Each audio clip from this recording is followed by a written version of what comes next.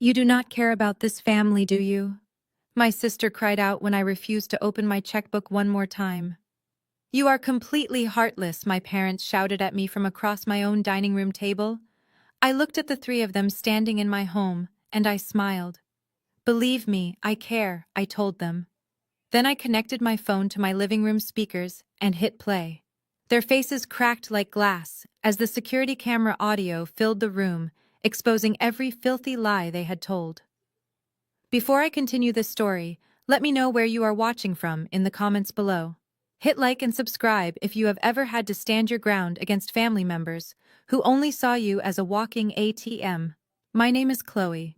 I'm 35 years old and a senior director of hospitality in Atlanta. Growing up, I was always the responsible one, the reliable one, the one expected to fix everything, while my younger sister Jasmine got to be the golden child. I worked 70-hour weeks to buy my pristine townhome, while Jasmine floated through life on our parents' praises. But the real breaking point happened right inside my own dining room, on what was supposed to be a peaceful Sunday evening. I had spent all afternoon cooking a beautiful traditional family dinner. The house smelled amazing with the scent of smothered chicken and collard greens. For a brief moment, I thought we could just have a normal evening of connection.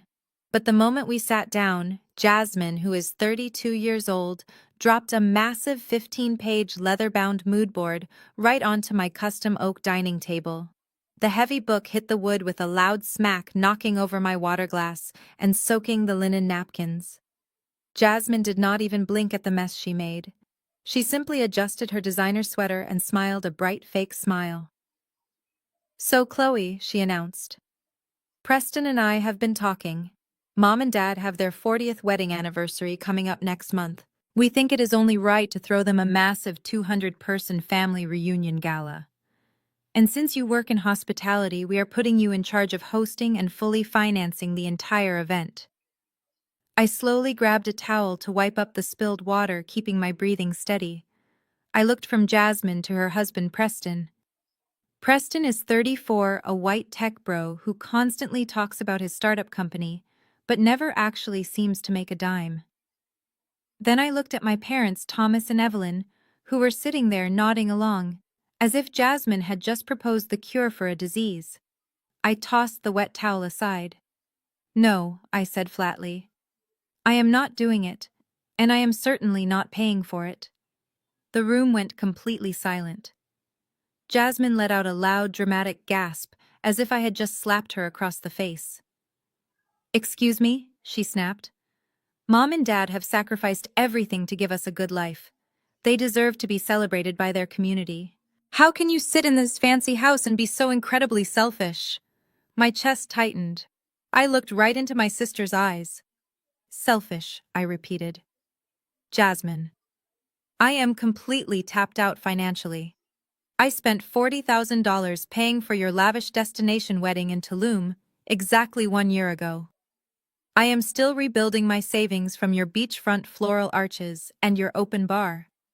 I do not have the budget to throw a 200-person gala just so you can play party planner." Jasmine let out a sharp, cruel laugh. She looked over at our mother and shook her head. "Are you really going to let her sit here and lie to you guys? Chloe, everyone in this room knows Mom and Dad paid for my wedding. Why do you always have to make everything about you and pretend you are some kind of savior?" I stared at her in pure disbelief. My parents had indeed taken all the credit for her wedding in front of our extended family and their church friends. They had stood up at the reception and soaked in the applause for being such generous parents. But it was my name on the venue contracts. It was my credit card that was swiped for the caterer. And now they were actively gaslighting me in my own home, pretending my financial sacrifice never even existed. Before I could defend myself, my brother-in-law Preston leaned forward, resting his elbows on my table. "Listen, Chloe," he said, using that condescending tone he always reserved specifically for me. "You need to understand your role in the family unit. Jasmine and I are building generational wealth through my tech company. Mom and Dad are the respected elders of the community. You are a single woman with a good corporate job. It is your duty to provide the capital for family functions. That is just how this works. My blood boiled. The sheer audacity of this man sitting at my table eating the food I cooked, telling me it was my duty to empty my bank account for his wife. I turned my attention to my parents, expecting them to shut Preston down and defend my hard work. Instead, my mother Evelyn folded her arms across her chest and glared at me. "Preston is right, Chloe," my mother said sharply. "You have always been so bitter. You have a good career, but you have no husband and no children. You should be honored to do this for the family. Instead, you are sitting here making up lies about paying for Jasmine's wedding just because you are jealous of her happiness. If you will not host this anniversary party, then you are no daughter of mine." I looked at the four of them, my family. They had come into my home, eaten my food, and demanded my money while rewriting history to erase my contributions. They thought they had me backed into a corner. They thought I would cave, just like I always did when they threatened to withhold their love. But they did not know that I had recently installed a new smart home security system. And they certainly did not know what those cameras had captured them saying when they thought I was not listening. I did not yell. I did not cry. I simply reached into the pocket of my slacks and pulled out my smartphone. I swiped open the security app and tapped the Bluetooth icon, connecting it to the surround sound speakers I had installed in the living room ceiling. "What are you doing?" Jasmine demanded, wiping away a fake tear that had managed to escape her eye. "Are you ignoring us?" "Mom is talking to you." "I am not ignoring you," I said, keeping my voice dangerously calm. "I am just preparing to write the check.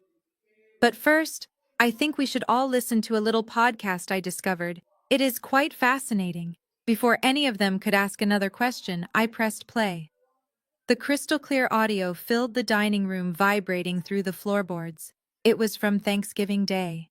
I had been upstairs taking a shower while Jasmine and Preston were down here alone in my kitchen, supposedly making a salad. The recording started with Jasmine's distinct high-pitched giggle. Then came Preston's voice, sounding much less like a tech visionary and much more like a desperate street hustler. "We just need 20,000, he said on the recording. "If I do not get this bridge loan, the servers go offline by the end of next month and the investors will absolutely sue me for breach of contract." Then Jasmine's voice echoed through my speakers. "Relax, babe. Mom and Dad's anniversary is coming up. We will just tell Chloe she has to host it. We will inflate the catering and venue budget by 20 grand and use your dummy LLC as the event vendor. You know she is too desperate for Mommy's approval to actually check the invoices. She will just write the check like she always does to play the good daughter." I hit pause. The silence in my dining room was so absolute it felt like the air had been vacuumed out. Jasmine sat frozen, her mouth slightly open, her perfect posture completely collapsing. Preston looked like he had just been struck by lightning. His arrogant smirk was gone, replaced by the pale, sweaty face of a man who knew he had been caught dead to rights. My parents, Thomas and Evelyn, looked back and forth between the speakers and their golden child. For a split second, I actually thought they might apologize to me. I thought the sheer, undeniable proof of Jasmine's malicious theft would finally shatter the illusion. I was wrong. Evelyn slammed her hand down on the table, making the silverware jump. "How dare you!" she shrieked, her voice completely devoid of the maternal warmth she reserved for my sister. "How dare you spy on your own family in your own home?"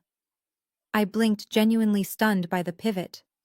"Spy on you?" I asked. "Mom, they just admitted to plotting to steal $20,000 from me to fund Preston's failing company. Did you not hear a word of what was just played?" Thomas stood up, towering over the table, pointing a thick finger at my face.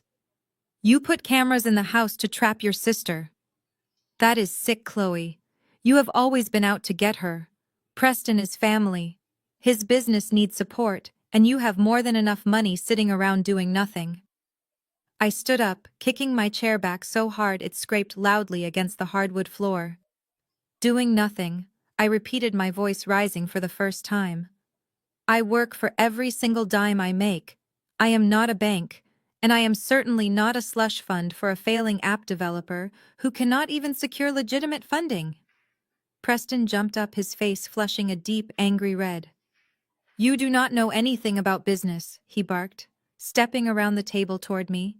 He was tall, broad-shouldered, and clearly trying to use his physical size to intimidate me. Startups hit rough patches. That is just how the industry works. We were going to pay you back once the next funding round closed. It was an internal family loan. A loan requires asking, I said, holding my ground as he stepped into my personal space. What you two planned was fraud. Jasmine suddenly burst into real tears this time. They were loud, ugly sobs. She ran around the table and buried her face in our mother's shoulder. Mom, make her stop, she cried. She is trying to ruin my marriage. She is trying to send Preston to jail because she is jealous that nobody wants to marry her. Evelyn wrapped her arms around Jasmine, stroking her hair, while glaring at me with absolute hatred. You listen to me, Chloe, my mother snarled. You will delete that recording right now. You will write a check for $25,000 to cover the anniversary party and the stress you have caused your sister today. If you do not do this, you are no longer welcome at our church. You are no longer welcome at Sunday dinners. You will be completely cut off. I looked at the four of them standing united against me. They were willing to protect a thief simply because she was the favorite. They were willing to sacrifice my financial security to protect the illusion of Preston's success. I did not delete the recording. Instead, I took 2 steps back and walked over to the security panel mounted on the wall near the front door. I entered my override code and placed my finger over the red panic button. What are you doing? Preston demanded, his voice wavering as he realized I was not backing down. I am initiating the panic protocol on my alarm system, I said, my voice ice cold.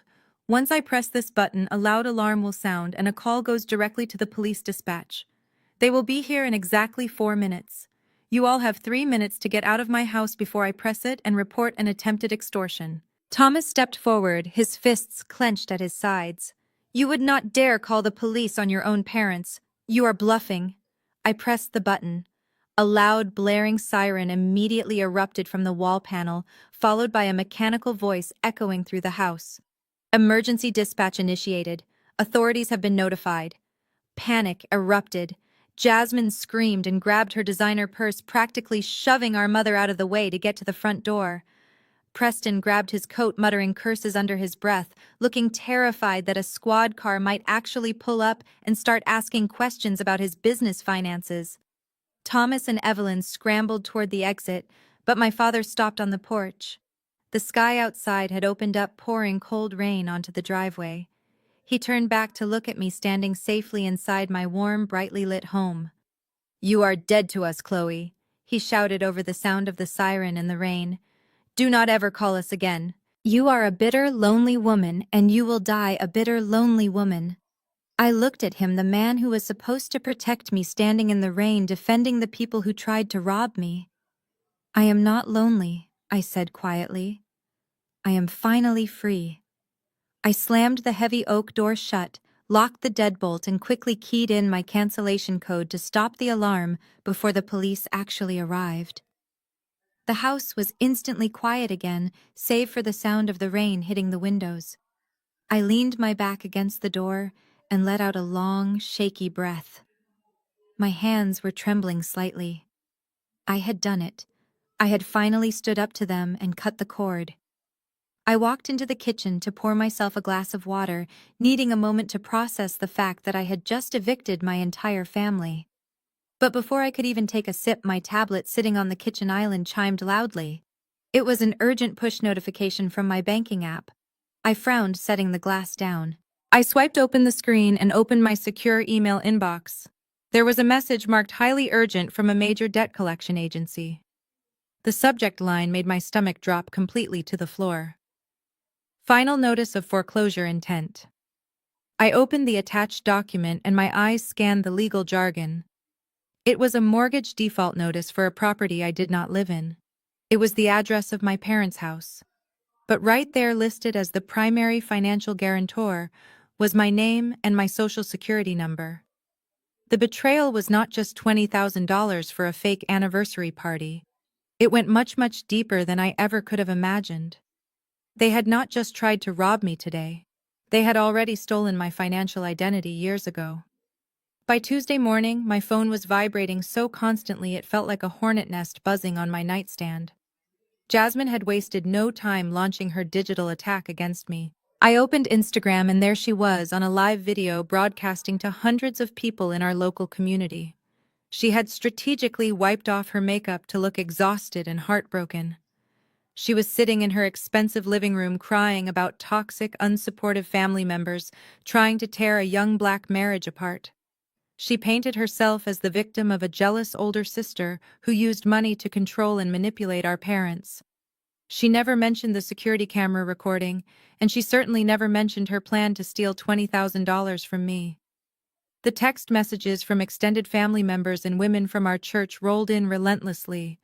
Aunt Sheila called me a disgrace to the family name.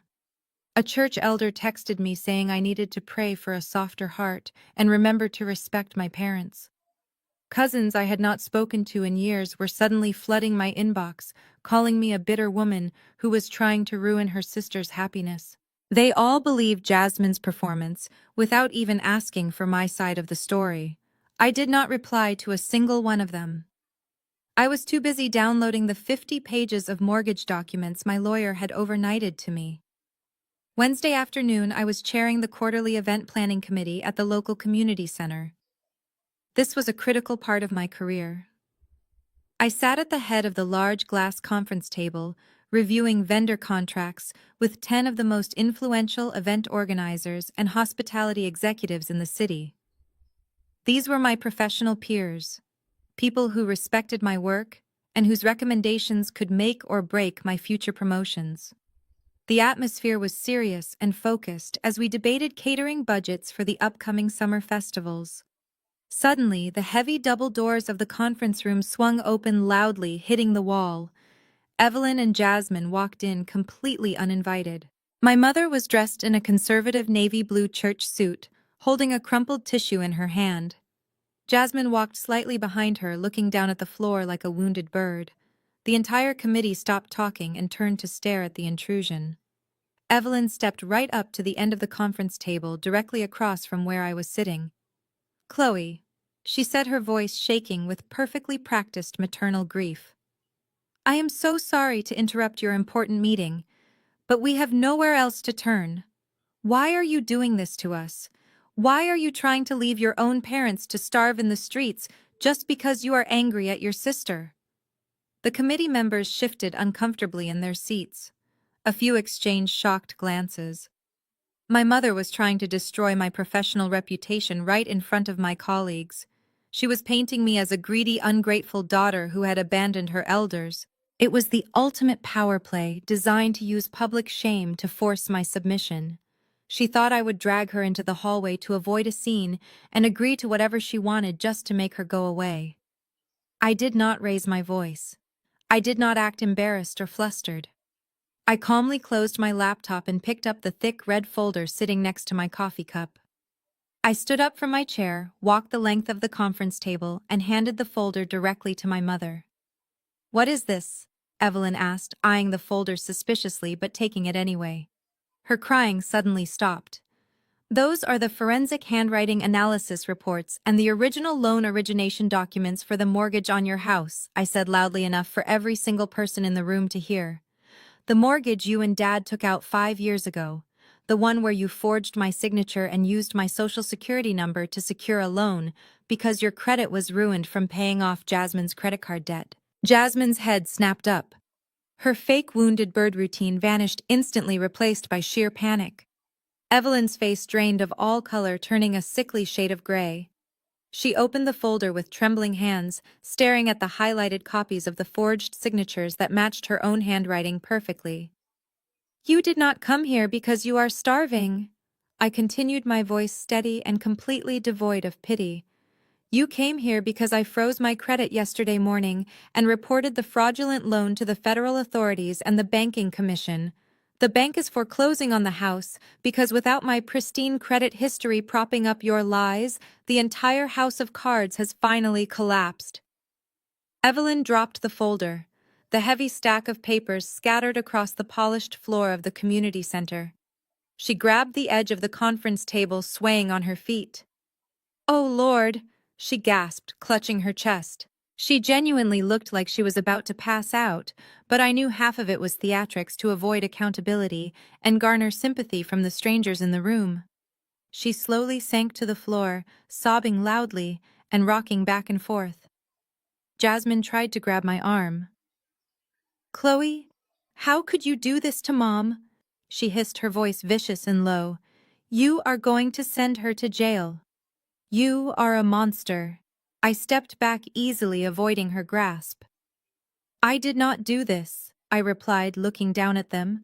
"You all did this to yourselves when you decided I was nothing but a resource to be drained. Now please gather your fraudulent paperwork and leave my place of work before I have building security escort you out for trespassing." I did not wait for them to respond. I turned my back on them, walked right back to my seat at the head of the table, and opened my laptop. The room was dead silent save for my mother's theatrical sobbing. I looked around at my stunned colleagues, who were staring at me with a mixture of shock and profound respect. "Shall we continue reviewing the floral budget?" I asked, calmly tapping my pen against my notebook.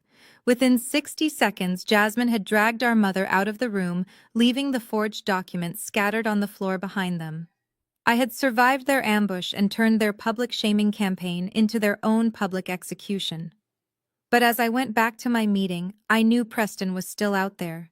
And with the family money officially cut off, he was about to become desperate enough to try something even worse. It did not take long for my prediction to come true. By Thursday morning, the financial drought had pushed Preston into full-blown panic mode. I made a few discreet phone calls to some corporate contacts I had in the local tech investment circle. It turns out Preston's revolutionary startup was nothing more than a hollow shell. His seed investors had discovered that over $100,000 of their capital was missing. They were threatening him with a massive lawsuit and criminal charges by the end of the week if he did not produce the funds immediately. With my credit frozen and my parents' house going into foreclosure, his last lifeline had been completely severed. He was a cornered animal, and cornered animals always make stupid mistakes. That afternoon, I was standing in the sleek marble lobby of my hospitality firm waiting for a client when I heard shouting near the entrance. I turned around and saw Preston. He was wearing a wrinkled suit, looking disheveled and frantic. He was trying to push past the building security guards, demanding to be led upstairs. "Let me go," he yelled, his face red with rage. "I need to speak to the vice president of this company right now.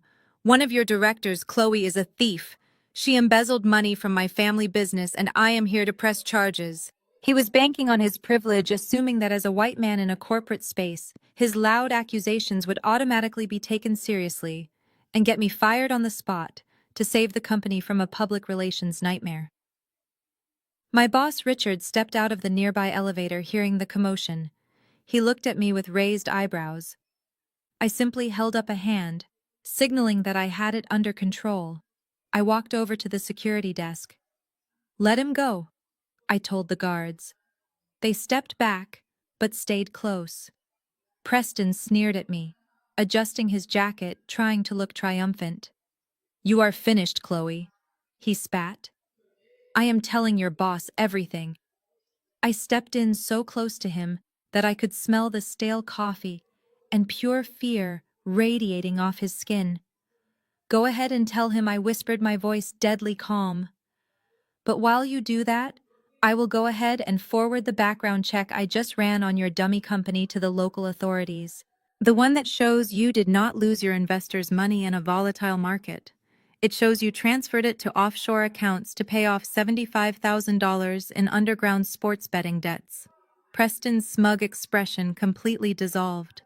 The blood drained from his face, leaving him looking like a ghost. He opened his mouth to speak, but nothing came out. "You are facing federal prison, Preston," I continued, never breaking eye contact. And if you ever step foot near my office or say my name again, I will personally hand-deliver those bank statements to the district attorney. Now get out of my building." He backed away from me, stumbling slightly before turning and practically running out the glass revolving doors. He looked completely broken. I took a deep breath, smoothed my skirt, and went back to work. I thought that would be the end of the drama for the week, but I was underestimating the sheer audacity of my family. 2 hours later, my phone rang. It was my father, Thomas. I almost did not answer, but curiosity got the best of me.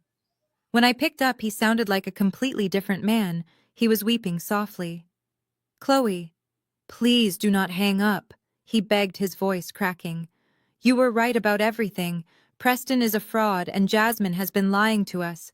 We kicked them out of the house. We have nothing left and the community is talking. We are so ashamed." I listened quietly as he poured on the guilt and the tears. He told me they had canceled the massive anniversary party, but they desperately needed to host a small, intimate community gathering to clear the air and save whatever dignity our family had left. "We just need you to consult on this one last event, Chloe," he pleaded. "We secured a date at the Grand Atrium, but we do not know how to manage the vendors. Please just help us this one last time. We want to publicly apologize to you in front of everyone." The Grand Atrium was one of the most exclusive and expensive venues in Atlanta. There was no way my bankrupt parents could afford to book it on their own. The math was not adding up, and my instincts were screaming that this was another trap. But I did not hang up. I did not yell at him for his sudden change of heart. Instead, a slow smile spread across my face. I realized this was my chance to end this once and for all. "I will meet you there tomorrow morning to go over the contracts," I told him softly. "I will make sure this is an event nobody will ever forget." The next morning, the Atlanta humidity was already thick by the time I pulled my car into the VIP parking lot of the Grand Atrium. The venue was a sprawling glass and steel architectural masterpiece. It was also one of my corporate clients. I knew the general manager, the head chef, and the lighting director by their first names. My parents did not know this. They assumed my job in hospitality meant I just booked hotel rooms and ordered catering trays. When I walked into the main ballroom, Thomas and Evelyn were already sitting at a small table near the stage. They looked small and exhausted. They did not look like the arrogant people who had demanded $20,000 from me just days ago. When they saw me, Evelyn actually stood up and tried to hug me. I stepped to the side, letting her arms grasp at empty air. "Let us just get down to business," I said, pulling out a chair and sitting down. "Dad said you needed help managing the vendors for a small community gathering to clear the air. Show me what you have so far." Thomas slid a thick white folder across the table. His hands were shaking. "Thank you, Chloe," he mumbled, looking down at his lap. "We just want to make things right. We invited the church elders and the community leaders. We are going to publicly apologize for the misunderstanding and show everyone that our family is united." I opened the folder. The first page was a layout schematic for the ballroom. They had requested seating for 200 people. That was not a small, intimate gathering. That was a full-scale production. But it was the second page that made my blood run cold. It was a preliminary contract for the catering and the bar service. At the very bottom, under the billing and beneficiary section, I saw the name of the registered LLC that was supposed to receive the remaining funds from the ticket sales. It was Preston's Dummy Corporation. I stared at the paper, keeping my expression completely blank. They had not kicked Jasmine and Preston out. They had not seen the light. This entire apology event was a massive ticketed gala. They were charging the community $200 a plate under the guise of a family celebration. They were going to crowdsource the money to secretly pay off Preston's gambling debts before he was indicted for federal fraud. And they wanted me to secure the venue because I could get the deposit waived. They were trying to use me to facilitate a massive financial scam against our own community. I looked up from the folder. Thomas and Evelyn were watching me with wide, innocent eyes. They truly believed I was stupid enough to fall for it. They thought my desire for their love would completely blind me to their grift. This looks very organized, I said, forcing a warm smile onto my face. In fact, I think this is exactly what the family needs. You two look so tired from all this stress. Why do you not go home and rest? I will take over from here. I will handle all the vendor contracts, the catering, and the guest list. Leave everything to me. Evelyn let out a loud, dramatic sigh of relief. Oh, Chloe, she gushed, pressing her hand to her chest. I knew you would come through for us. You have always been such a good daughter. God will bless you for this. I watched them walk out of the ballroom arm in arm, congratulating themselves on manipulating the family mule one more time. The moment the heavy wooden doors clicked shut behind them, I picked up my phone and called the general manager of the Grand Atrium. He was in his office upstairs. Within 10 minutes, we had legally commandeered the event. As the corporate contractor for the building, I had the authority to override the preliminary booking. I set an ironclad, devastating trap and spent the next 3 days making sure every single detail was absolutely perfect. Saturday night arrived. The ballroom was transformed into a vision of luxury. Crystal chandeliers cast a warm golden glow over the white linen tables. 200 members of our community, including church elders, local business owners, and even some of Preston's tech investors had arrived. They were all dressed in their finest evening wear. Standing near the grand entrance were Jasmine Preston Thomas and Evelyn. They were dressed to the nines, playing the perfect united family. Jasmine was wearing a stunning silk gown, smiling brightly as she greeted guests. Preston was standing right beside her, shaking hands and collecting heavy, thick envelopes of cash donations that people had brought to support his new community fund. My parents were beaming, soaking in the respect and admiration of their peers. It was a flawless performance. I stood alone in the VIP balcony on the second floor, looking down at them. I was wearing a sharp-tailored emerald green suit. I held a master microphone in my right hand. Down on the main floor, Preston tapped his champagne glass with a silver spoon. The room gradually quieted down as the guests turned their attention toward the stage. Preston stepped up to the podium, gripping the edges with both hands to project an image of confident leadership. Thank you all for being here tonight. Preston began, his voice booming through the sound system. Family is the foundation of our community. And tonight we are not just celebrating Thomas and Evelyn's beautiful marriage. We are launching a new initiative to support local entrepreneurs. Your generous donations tonight are going to build generational wealth for our future. I signaled the audio technician in the sound booth. Preston's microphone went completely dead. He tapped it a few times, looking confused. Hello, he said, leaning closer to the dead mic. Can we get the sound back, please? I flipped the switch on my own microphone. My voice echoed across the massive ballroom, crisp and clear. Good evening, everyone, I said. 200 heads snapped up toward the VIP balcony. Jasmine dropped the stack of envelopes she was holding. Evelyn gasped, covering her mouth. Preston's face turned the color of chalk. I am Chloe. I continued walking slowly down the curved grand staircase toward the main floor. Thomas and Evelyn's daughter, and the official event coordinator for tonight. I hope you are all enjoying the champagne, because unfortunately, this event is entirely fraudulent. The room erupted into shocked murmurs. I reached the bottom of the stairs and walked right past my freezing, terrified family. I stood in the center of the ballroom floor. If you turn your attention to the main projection screens behind the stage, you will see exactly why we are all here, I announced. The two massive 20-foot screens dropped down from the ceiling. The high-definition projectors clicked on, illuminating the dark room. On the left screen was a blown-up copy of the forged mortgage documents showing exactly how Thomas and Evelyn had stolen my financial identity to bail out Jasmine's credit card debt. On the right screen were Preston's offshore bank statements clearly showing the embezzlement of investor funds to pay for illegal sports betting. And right in the middle, I projected the secret catering contract for tonight, showing that every single dollar you donated at the door was funneling directly into Preston's personal bank account to keep him out of federal prison, I said, my voice ringing with absolute authority. Complete chaos broke out in the crowd. The church elders stood up in outrage. The tech investors who had attended started shouting, pointing aggressively at Preston, who was now desperately trying to back away from the podium. As the legal contractor for this venue, I am officially canceling this event. Due to criminal fraud, I declared, speaking over the noise.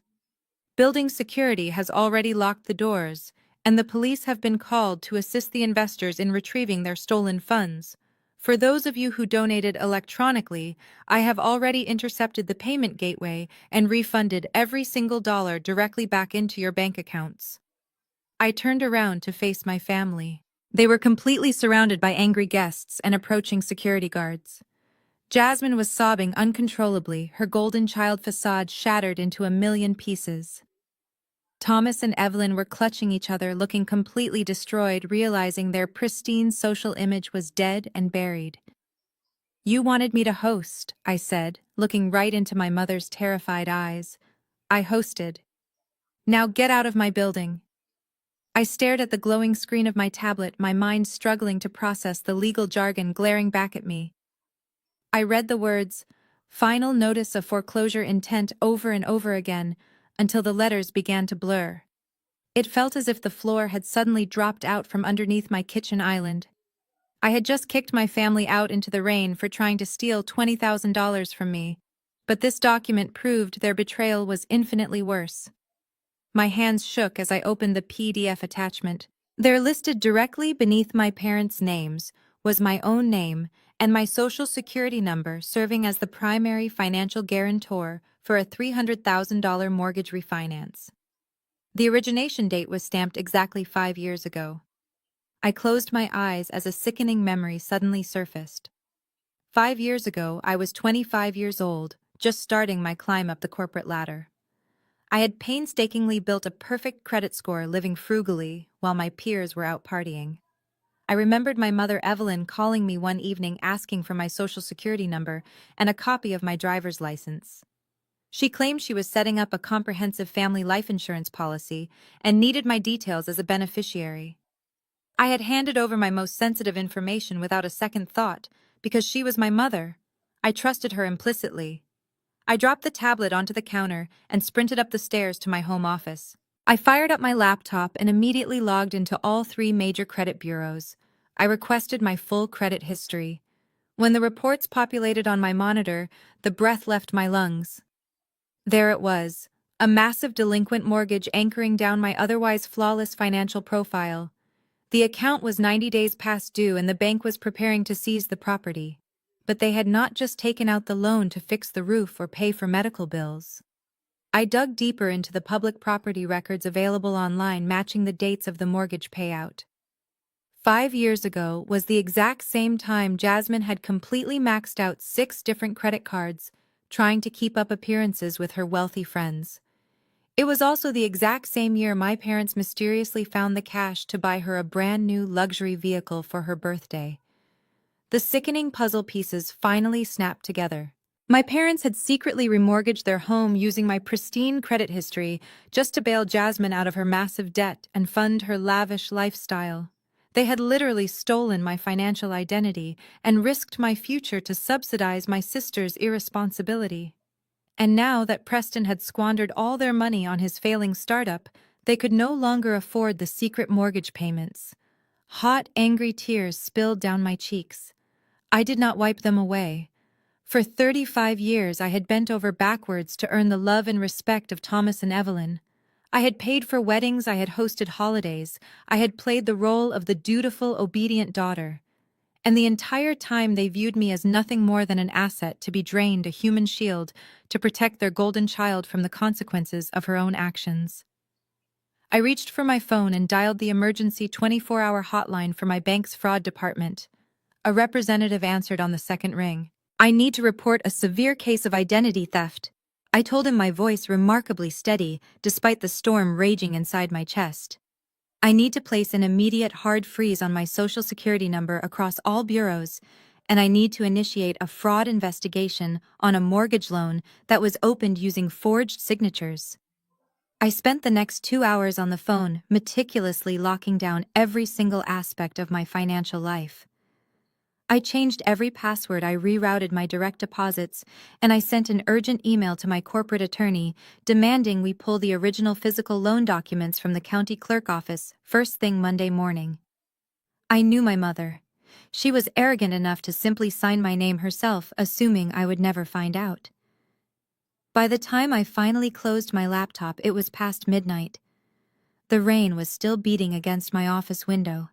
The initial shock had completely burned away, leaving nothing behind but cold, calculated clarity.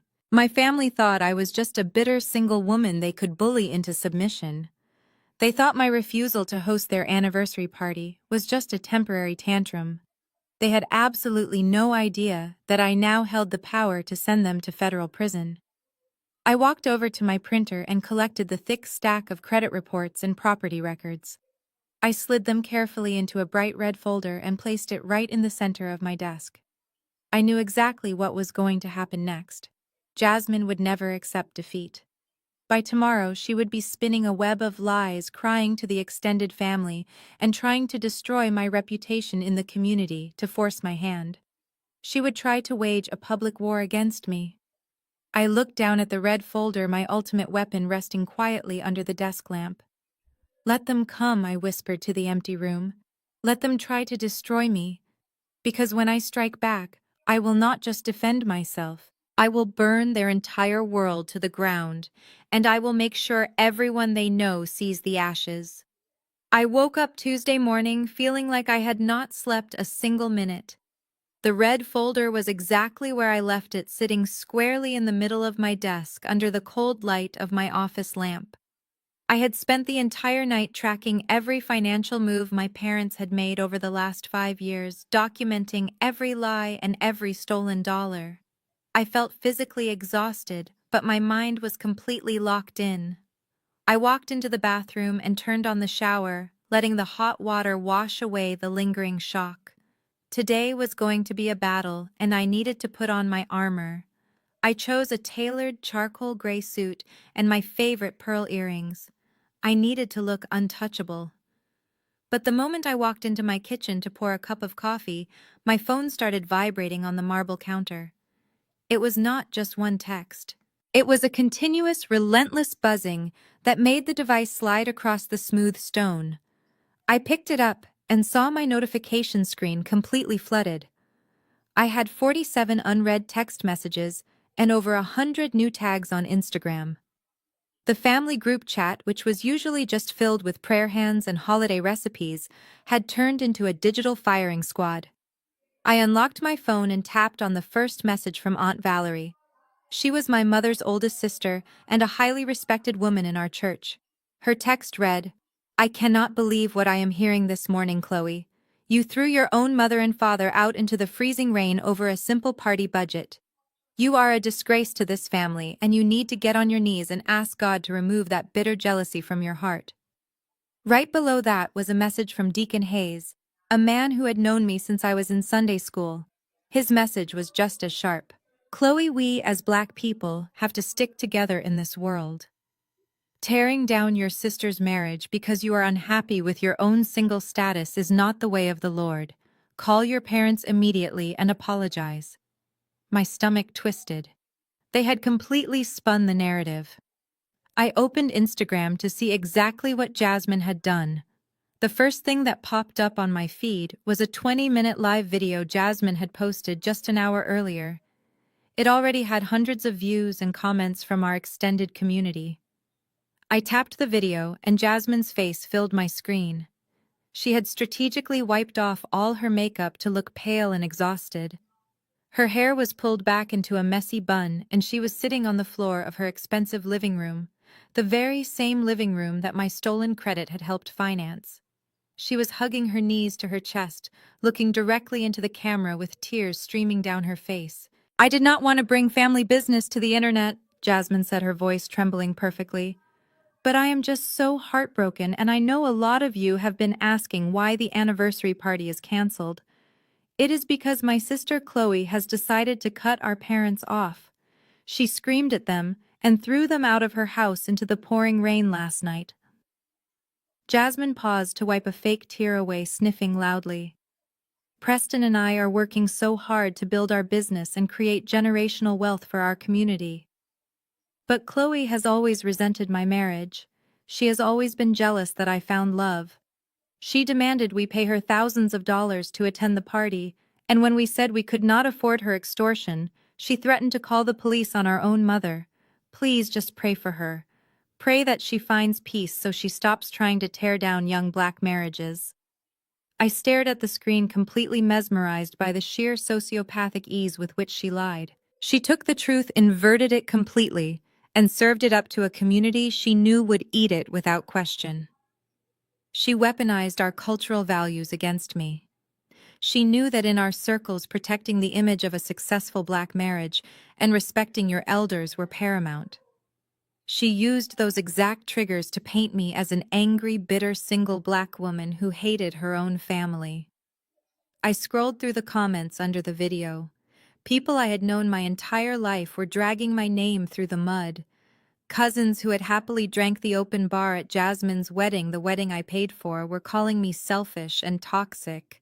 Church ladies who had smiled in my face last Sunday were typing paragraphs about how money had turned my heart cold. Not a single person reached out to ask for my side of the story. Not one person paused to wonder why the reliable, responsible daughter would suddenly snap. They just blindly accepted the word of the golden child. A younger version of me would have completely broken down. A younger version of me would have frantically typed out paragraphs defending myself, trying to explain the security camera footage and the stolen $20,000. I would have begged them to believe me. But the woman standing in the kitchen holding the red folder was not that girl anymore. I realized something profound in that moment. You cannot argue with people who are committed to misunderstanding you.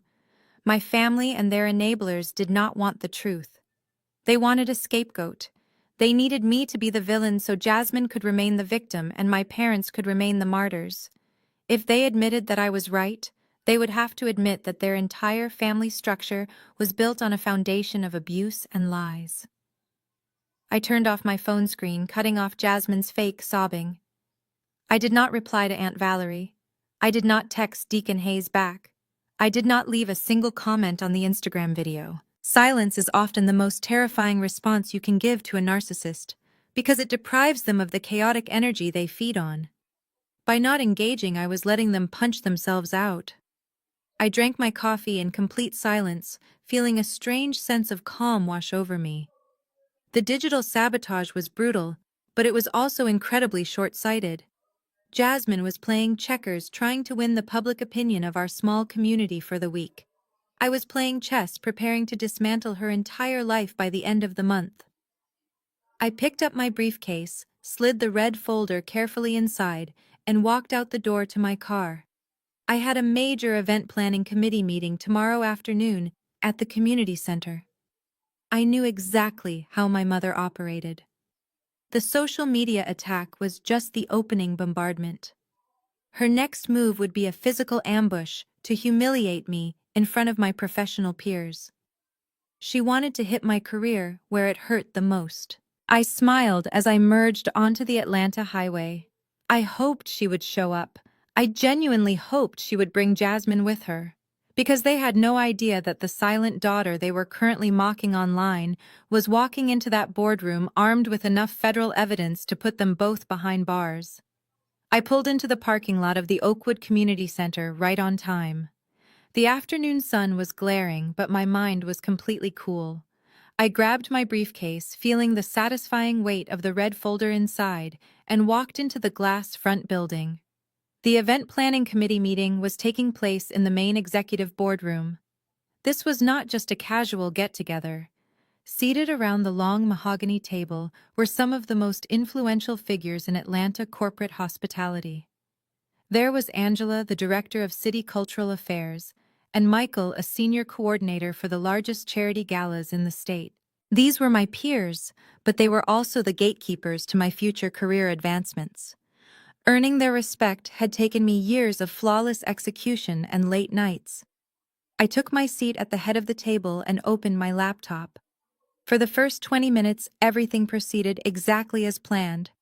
We were discussing the vendor allocations for the upcoming summer festival, and I was walking them through a complex budget spreadsheet. The room was focused and professional. Then the heavy wooden double doors at the back of the boardroom swung open so hard they slammed against the drywall. The entire committee stopped talking and turned around. Standing in the doorway was my mother Evelyn, and right behind her was Jasmine. My mother had dressed specifically for the part she was about to play. Instead of her usual vibrant church suits, she was wearing a faded, oversized cardigan and slacks, looking intentionally disheveled. Jasmine was holding her smartphone up with the camera lens pointed directly at me. The little red recording light was blinking. She was live streaming the entire thing. Chloe Evelyn wailed, her voice echoing off the glass walls of the boardroom.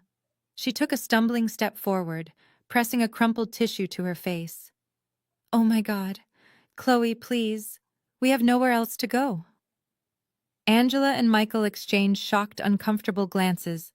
The other board members shifted in their plush leather chairs, completely bewildered by the intrusion. Evelyn did not walk toward me immediately.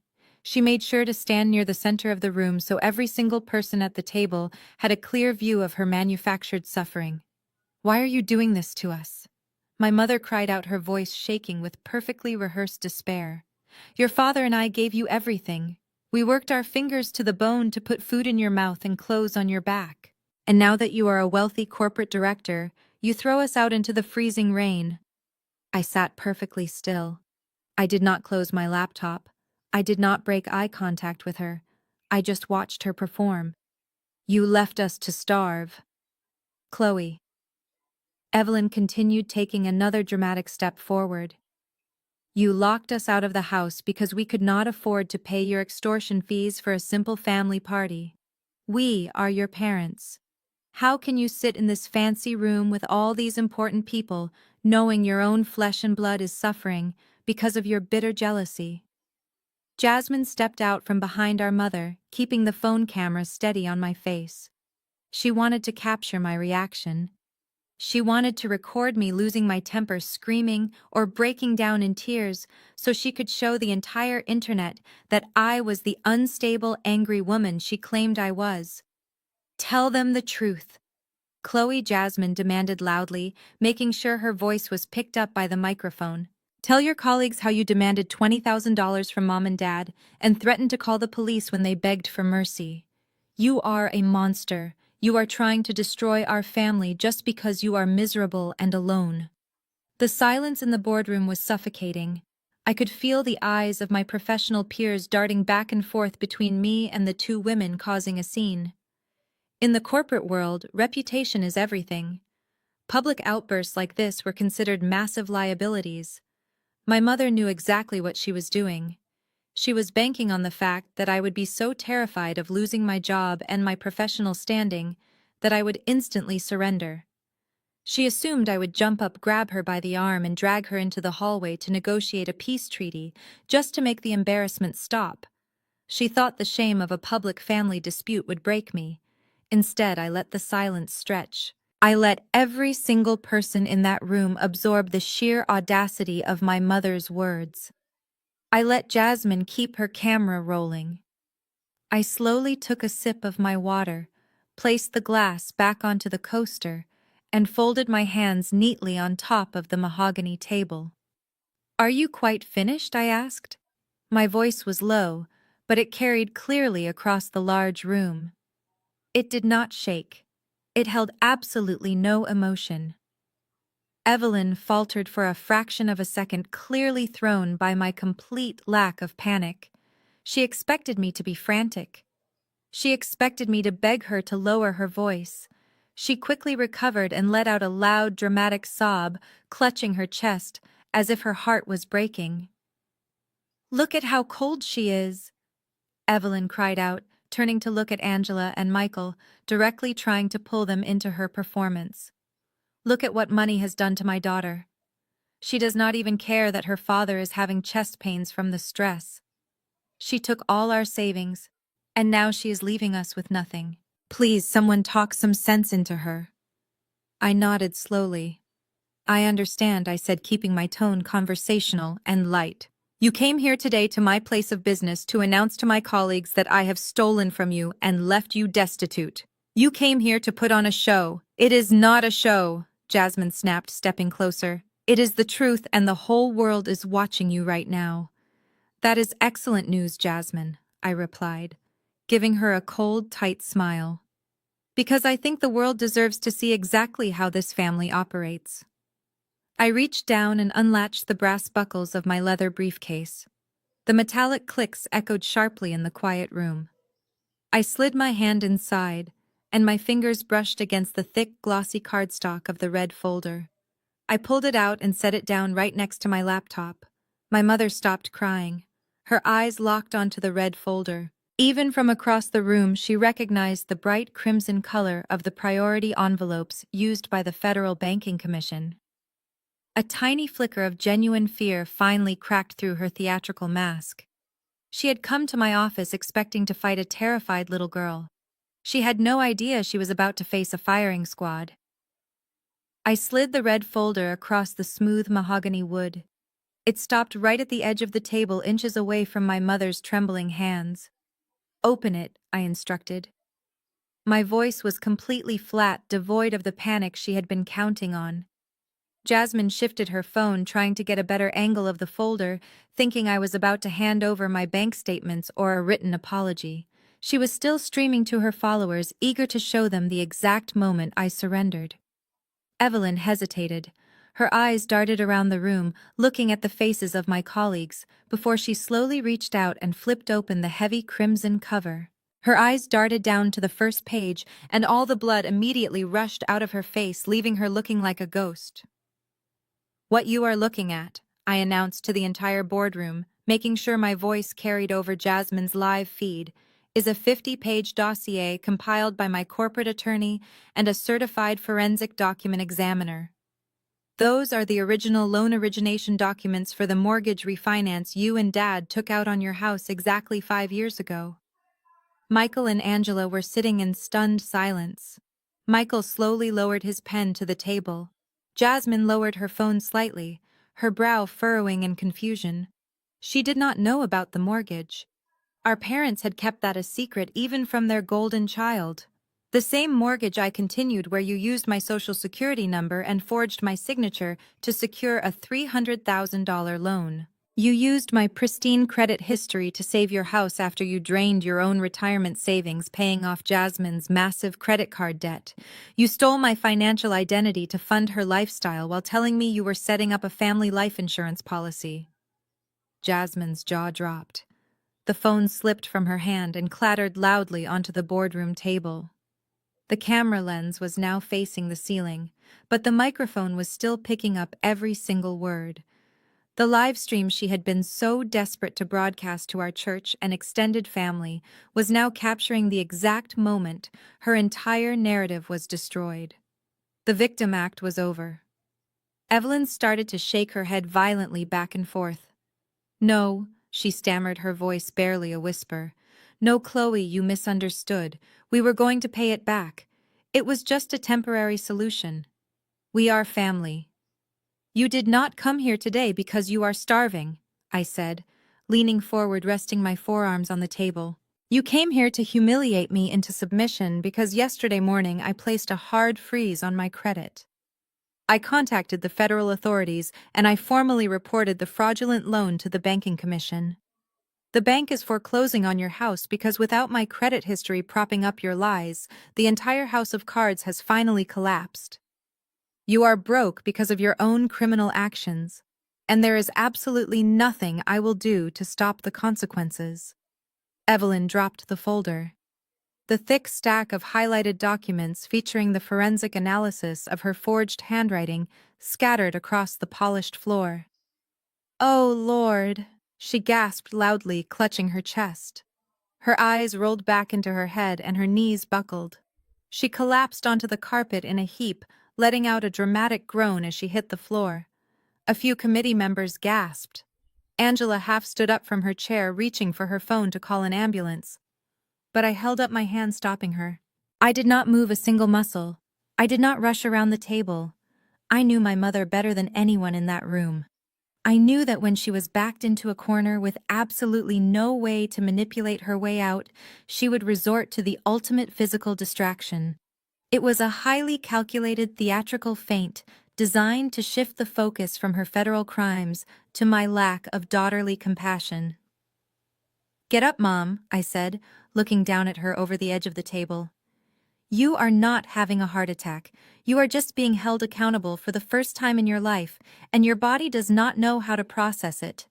Stop embarrassing yourself in front of my colleagues."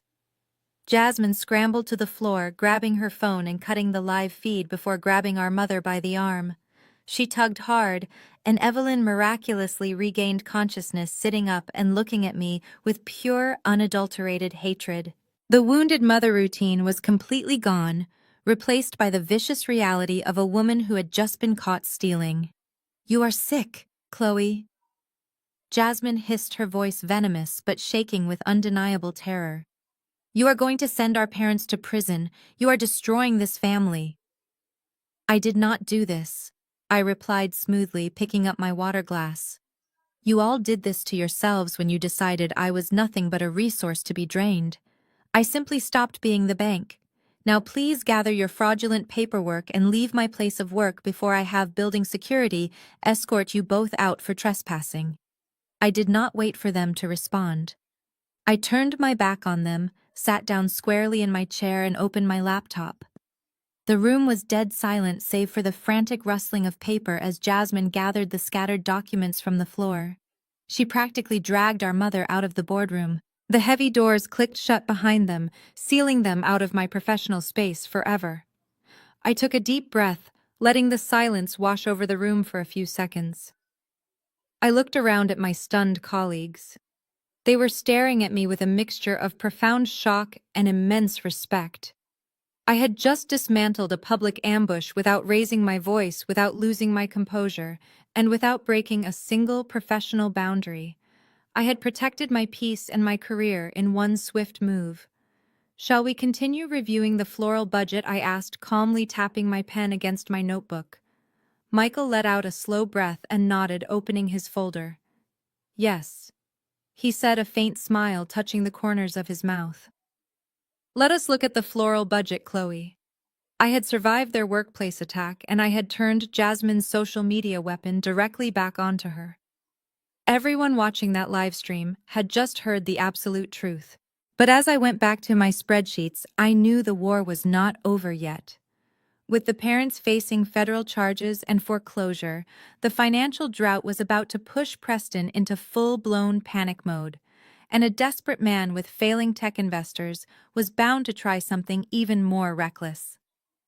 By Thursday morning, the absolute reality of my financial freeze had settled over my family like a suffocating blanket. For my entire adult life, I had been the invisible safety net. Whenever Jasmine overspent, or my parents mismanaged their retirement, I was the one expected to magically produce the funds to keep up their pristine country club image. But now, with my credit locked down and the Federal Banking Commission breathing down my parents' necks, that pipeline of free money was permanently shut off. The Golden family was finally being forced to live in the real world, and the real world was completely unforgiving. I was sitting in my home office reviewing catering contracts when my personal cell phone rang. The caller ID showed the name Julian. Julian was a senior financial analyst at a prominent venture capital firm in downtown Atlanta. We frequently collaborated on large-scale corporate retreats for his partners, so we had developed a solid professional friendship. The tech and finance sector in this city is a surprisingly small, tight-knit community. If someone sneezes in a boardroom on Monday, everyone in the financial district knows about it by Wednesday. I answered the phone with a warm greeting, but Julian skipped the small talk entirely. "Chloe," he said, his voice hushed as if he was speaking from a quiet hallway. "I need to ask you a personal question.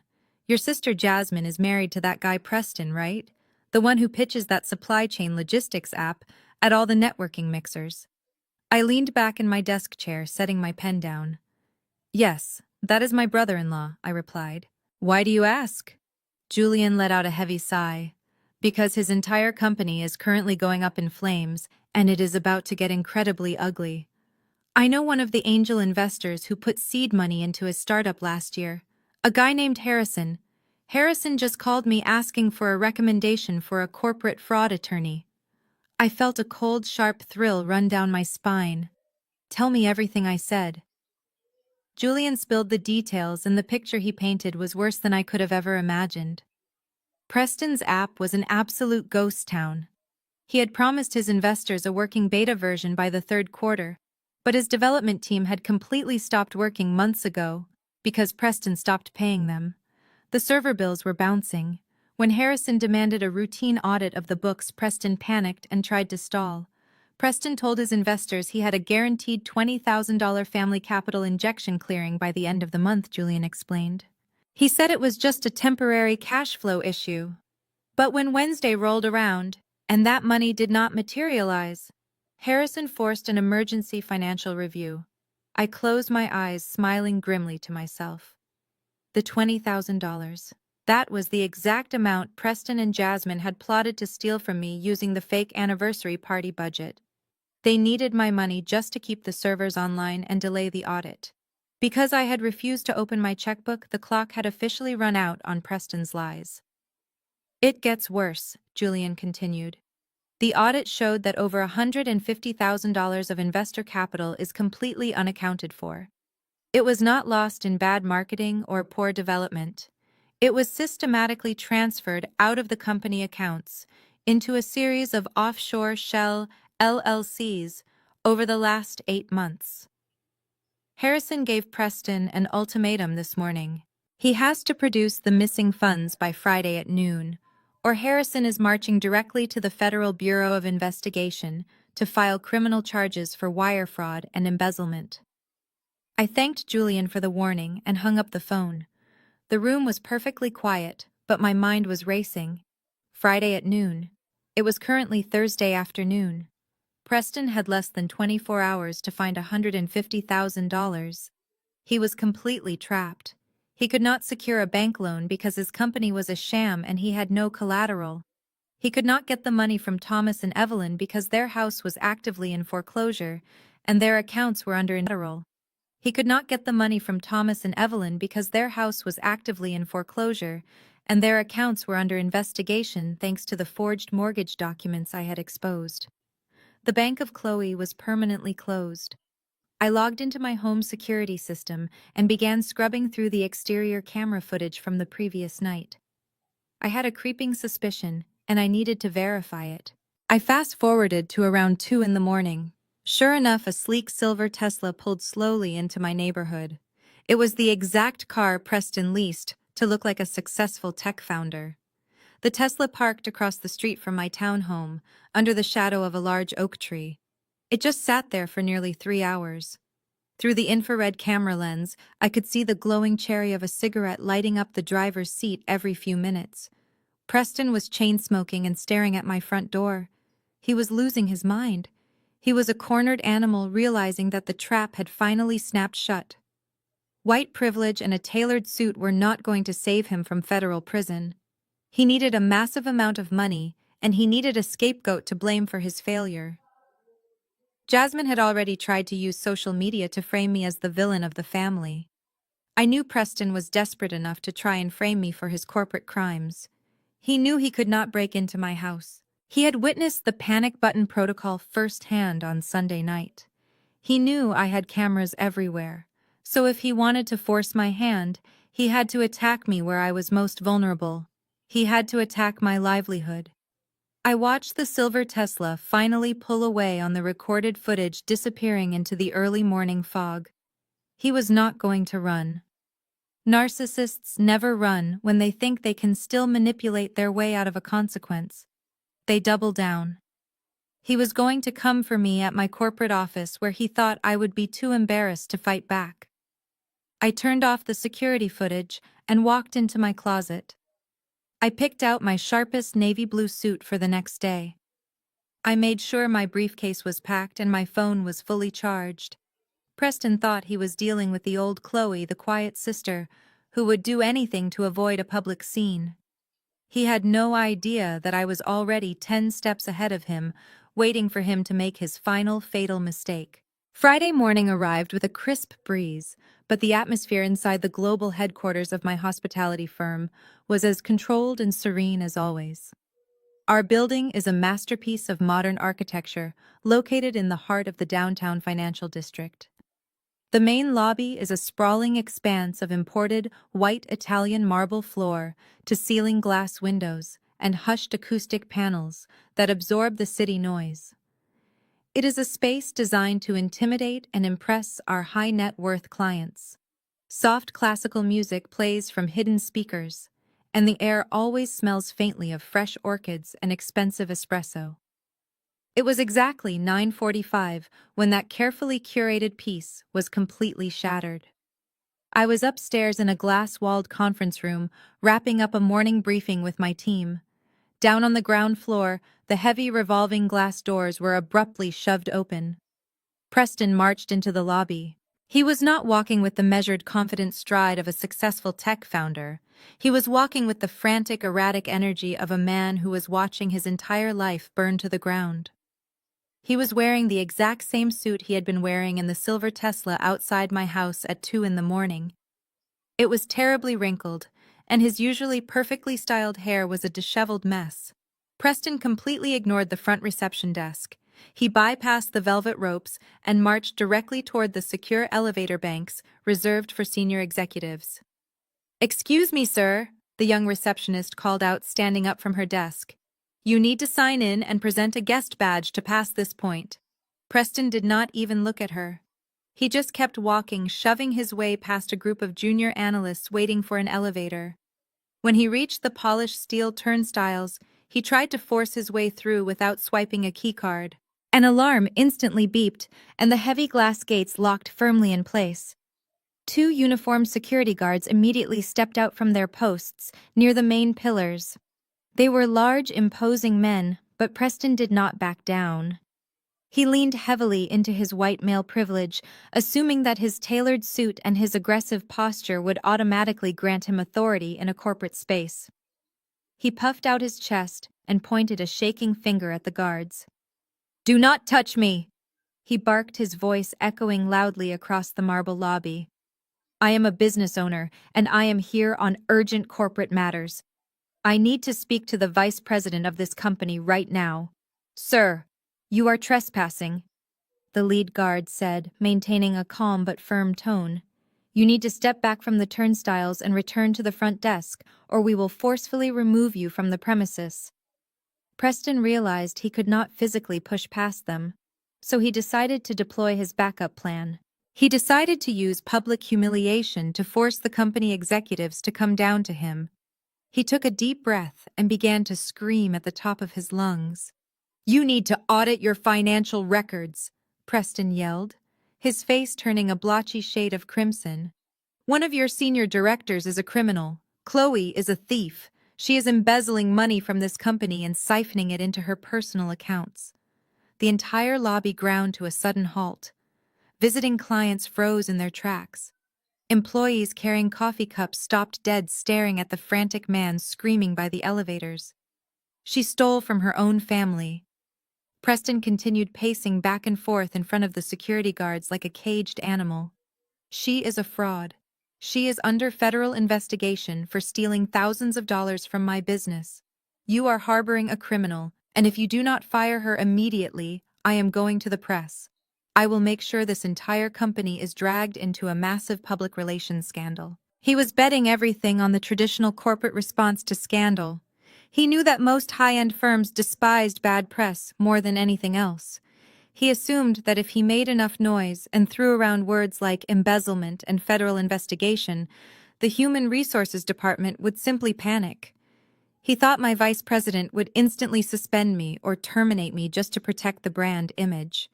He wanted to strip away my title, my income, and my dignity, all in one swift motion. He wanted to ruin my life before his own life was ruined at noon. Up on the 20th floor, my desk phone began to ring. It was the head of building security. I answered it calmly, listened to his brief report of the situation downstairs, and thanked him. I stood up from my desk, smoothed the wrinkles from my navy blue pencil skirt, and walked out of the conference room. My colleagues looked at me with deep concern, having received instant messages about the commotion in the lobby. I will handle this. I told them, my voice perfectly steady. Please continue the vendor review without me. I walked to the executive elevator and pressed the button for the lobby. As the steel box descended, I focused on my breathing. I was not angry, I was not embarrassed. I was entirely focused on the final execution of my plan. When the elevator doors silently slid open on the ground floor, the sheer volume of Preston's screaming hit me like a physical wave. He was still ranting to a crowd of stunned onlookers, his face covered in a sheen of terrified sweat. "She is a liar," he screamed, pointing at the ceiling, as if I was hiding in the rafters. "She is a manipulative, bitter woman who steals from her own parents to fund her lifestyle. Bring me the vice president right now." My boss, Richard, happened to be crossing the lobby from a breakfast meeting just as Preston hit the climax of his unhinged speech. Richard is a seasoned hospitality veteran who has dealt with every type of crisis imaginable. He took one look at Preston, smelled the absolute desperation radiating from him, and immediately signaled the security guards to move in and physically restrain him. The guard stepped forward, grabbing Preston's arms. He thrashed wildly, trying to break free. "Get your hands off me," he yelled. "Call the police. Have her arrested." Before the guards could drag him backward through the heavy revolving doors, I stepped out of the elevator bay and walked directly onto the polished marble floor. My heels clicked sharply against the stone, cutting through the noise of his struggle. "Wait!" I called out, projecting my voice clearly across the lobby. Richard turned to look at me, his brow furrowed in confusion. The security guards paused, their grip still tight on Preston's arms. Preston stopped thrashing. He looked at me standing there in my immaculate suit, looking completely unbothered by his theatrical performance. He smiled a sick, twisted smile of victory, thinking he had finally broken me, thinking I was coming over to beg him to stop ruining my career. He had absolutely no idea what was about to happen next. I stopped just a few feet away from Preston. He was breathing heavily, his tie askew, his eyes wide with a manic gleam. He really thought he had won. He thought he had successfully backed me into a corner where my only option was to surrender my dignity and my money to save my corporate reputation. I turned my attention to my boss, who was watching the scene with a mixture of deep concern and professional annoyance. "Richard the First, apologize for the disruption," I said, keeping my tone conversational and light. "This is my brother-in-law. He is currently going through a severe mental health crisis related to the impending bankruptcy of his startup. I will handle this." Richard nodded slowly, signaling the security guards to maintain their hold but loosen their grip slightly. Preston let out a harsh, mocking laugh. "Bankruptcy," he spat, trying to project his voice to the onlookers again. "You are the one who is going bankrupt after I tell them how you stole from your own family." I stepped closer, closing the distance between us until I was standing merely inches away from him. I invaded his personal space exactly the way he had invaded mine in my dining room just 5 days ago. The difference was that I did not need to raise my voice or throw a tantrum to intimidate him. I leaned in close, positioning my face right next to his ear so that only he could hear the words I was about to say. I spoke in a soft, steady whisper. "Harrison called Julian yesterday afternoon." I felt Preston's entire body flinch. His mocking laugh died instantly in his throat. The mention of his lead investor and the venture capital analyst acted like a bucket of ice water poured directly over his head. "Yes, I know everything," I whispered, my voice dropping to a freezing register. "I know about the emergency financial audit. I know about the missing $150,000. And most importantly, Preston, I know exactly where that money went." Preston swallowed hard. A bead of cold sweat rolled down his pale temple. He tried to pull away from me, but the security guards held him firmly in place. "You told Harrison it was a cash flow issue." I continued, my lips barely moving. "You told him you transferred the funds into offshore shell accounts to protect the capital during the beta testing phase. But I ran a quiet background check on those LLCs through my corporate finance contacts. They do not belong to software developers, Preston. They belong to bookies." Preston's breath hitched. His eyes widened in absolute sheer terror. The color completely drained from his face, leaving him looking sickly and hollow. "You did not lose that money in a volatile market," I said, making sure every single syllable pierced through his pathetic armor. "You embezzled federal investment funds to pay off $75,000 in underground sports betting debts. You are a gambling addict who stole from wealthy, powerful men who have absolutely zero tolerance for being conned." He opened his mouth to speak, but nothing came out. The smug, arrogant tech founder who had tried to lecture me about generational wealth was completely gone. In his place was a terrified little boy staring down the barrel of a loaded gun. "Harrison gave you until noon today to produce the cash," I whispered, glancing quickly at the silver watch on his wrist. "Which means you have exactly 2 hours before he walks into the Federal Bureau of Investigation and files criminal charges for wire fraud." Preston started to shake. Real, uncontrollable tremors racked his shoulders. His legs seemed to lose their strength, and if the guards had not been holding him upright, he would have collapsed onto the marble floor right then and there. "You came here today to ruin my career," I said, leaning back slightly to look him directly in his bloodshot eyes. "You came here hoping to strip away my livelihood because you are drowning. But you have absolutely zero leverage. I am a highly respected executive in this building. You are a desperate criminal counting down the minutes until your arrest. If you ever step foot near my office again, if you ever say my name in public again, I will not even wait for Harrison. I will personally hand-deliver those bank statements to the district attorney myself." Preston looked at me as if he was looking at the devil himself. He was completely broken.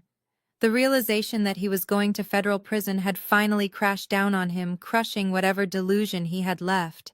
His lips trembled, but he could not form a single word of defense. "Are we clear, Preston?" I asked loudly enough for Richard and the guards to hear. Preston gave a tiny, frantic nod. I turned back to the security guards. "You can let him go now," I said. "I do not think he will be causing any more trouble." The guards released his arms. Preston stumbled backward, almost tripping over his own feet. He did not look at Richard. He did not look at the crowd of onlookers who were still watching the bizarre, silent exchange. He kept his eyes glued to the floor as he turned around and practically ran toward the revolving doors. He pushed his way out into the busy city street, disappearing into the morning crowd like a frightened ghost. The lobby remained quiet for a moment. Then the normal hum of corporate activity slowly resumed. People went back to their coffees and their meetings. Richard walked over to me, shaking his head. "Are you all right, Chloe?" he asked, his voice filled with genuine concern. "Do you need to take the rest of the day off to deal with this?" I smoothed the lapels of my navy blue suit and smiled warmly at my boss. "I am perfectly fine, Richard," I replied. "Just a minor family disagreement that got slightly out of hand. I am ready to get back to the vendor review." I walked back to the executive elevators feeling lighter than I had in years. I had faced the golden child's husband, the man who thought he could destroy me with his privilege and his loud voice, and I had completely dismantled him with nothing but the truth. He was no longer a threat. He was just a man waiting for the authorities to knock on his door. But as the elevator carried me back up to the 20th floor, my personal cell phone began to vibrate in my jacket pocket. I pulled it out and looked at the caller ID. It was my father, Thomas. I stared at the screen, letting it ring. I knew exactly why he was calling. With Preston's scam exposed and the house going into foreclosure, the family was completely out of options. The arrogant demands and the public ambushes had failed. Now they were going to try the most dangerous tactic of all. They were going to try to play my heartstrings. I watched my father's name flash across the digital screen of my phone for 4 consecutive rings. I let the silence of the elevator wrap around me, gathering my thoughts. They had tried intimidation. They had tried public humiliation. Now that the walls were entirely closing in, they were going to try the one thing they had never genuinely offered me before: an apology. I pressed the green accept button and lifted the phone to my ear. I did not say hello. I just listened. Chloe, my father said. His voice was completely unrecognizable. The loud, booming authority he always used to command the room was entirely gone. He sounded frail, exhausted, and broken. Please, baby, please do not hang up the phone. I stood quietly watching the floor numbers light up on the elevator display. What do you want, Dad? I asked, keeping my voice perfectly neutral. He let out a ragged, wet sigh. It sounded like he had been crying for hours. I am so sorry, Chloe. He wept, his voice cracking. You were right. You were right about everything. Preston is a monster, and Jasmine has been lying to us for years. We had no idea about the embezzlement. We had no idea about the gambling. We just thought they were struggling. I leaned against the cool glass wall of the elevator. My mother and father had literally forged my signature on federal mortgage documents to bail Jasmine out of her own debt, but he was still trying to play the victim. He was still trying to act as though they were just naive parents who had been taken advantage of by a bad son-in-law. Where are they now? I asked. We kicked them out. My father sobbed. Your mother and I threw their bags out onto the front lawn this morning. We told them they are no longer welcome in our home. We are ruined, Chloe. The bank is taking the house, and the community is whispering. Everyone saw what happened at your office, and everyone saw the live video Jasmine posted. Our reputation is completely destroyed. I did not feel a single ounce of pity. They had actively participated in my attempted destruction, and they were only crying now because the gun they pointed at me had backfired. But I needed to know exactly what his angle was. Narcissists do not call to apologize unless they need a massive favor. What exactly do you want, Dad? I asked again. He hesitated for a moment. Then the pitch began. We need to clear the air, he said softly. We need to salvage whatever dignity this family has left. Your mother and I canceled the massive anniversary party. We cannot afford it, and it is not right to celebrate right now anyway. But we need to host a small, scaled-down gathering. Just a few church elders and the close community leaders. I frowned slightly. A small gathering, I repeated. Yes, he rushed to explain. We want to publicly apologize to you, Chloe. We want to stand up in front of the people who matter and admit that we were wrong and that you have always been the true backbone of this family. We want to clear your name and restore our honor, but we need your help. My grip on my phone tightened. How exactly do you need my help to apologize? I asked. We secured a meeting at the Grand Atrium. He said, his voice dropping to a desperate whisper. It is a luxury venue downtown. The manager agreed to let us use one of their smaller private banquet rooms for a fraction of the cost, but only if we have a certified hospitality director sign off on the vendor liability forms. They know you work in the industry, Chloe. They told us if you come down and consult on the contracts, they will waive the deposit. Please, we just need you to meet us there tomorrow morning to look over the paperwork just this one last time. The elevator doors chimed and slid open to my floor. I stepped out onto the plush carpet of the executive suite, but I did not walk toward my office. I stood completely still in the quiet hallway. The Grand Atrium. It was one of the most exclusive and outrageously expensive event spaces in the entire state of Georgia. You do not book the Grand Atrium for a small, intimate apology dinner. You book the Grand Atrium when you want to put on a massive high society spectacle. My parents were completely bankrupt. Their house was in active foreclosure. There was absolutely zero mathematical possibility that they could afford even the coat check room at that venue, let alone a private banquet hall. The math was not adding up, but the manipulation was crystal clear. My father was lying. They had not kicked Jasmine and Preston out. They had not suddenly seen the light and realized I was the good daughter. They were pivoting the grift. With Preston facing federal wire fraud charges, they were desperate for a massive influx of cash to keep him out of prison. They were using the guise of a family apology to lure me into securing a venue for some kind of large-scale fundraising scam.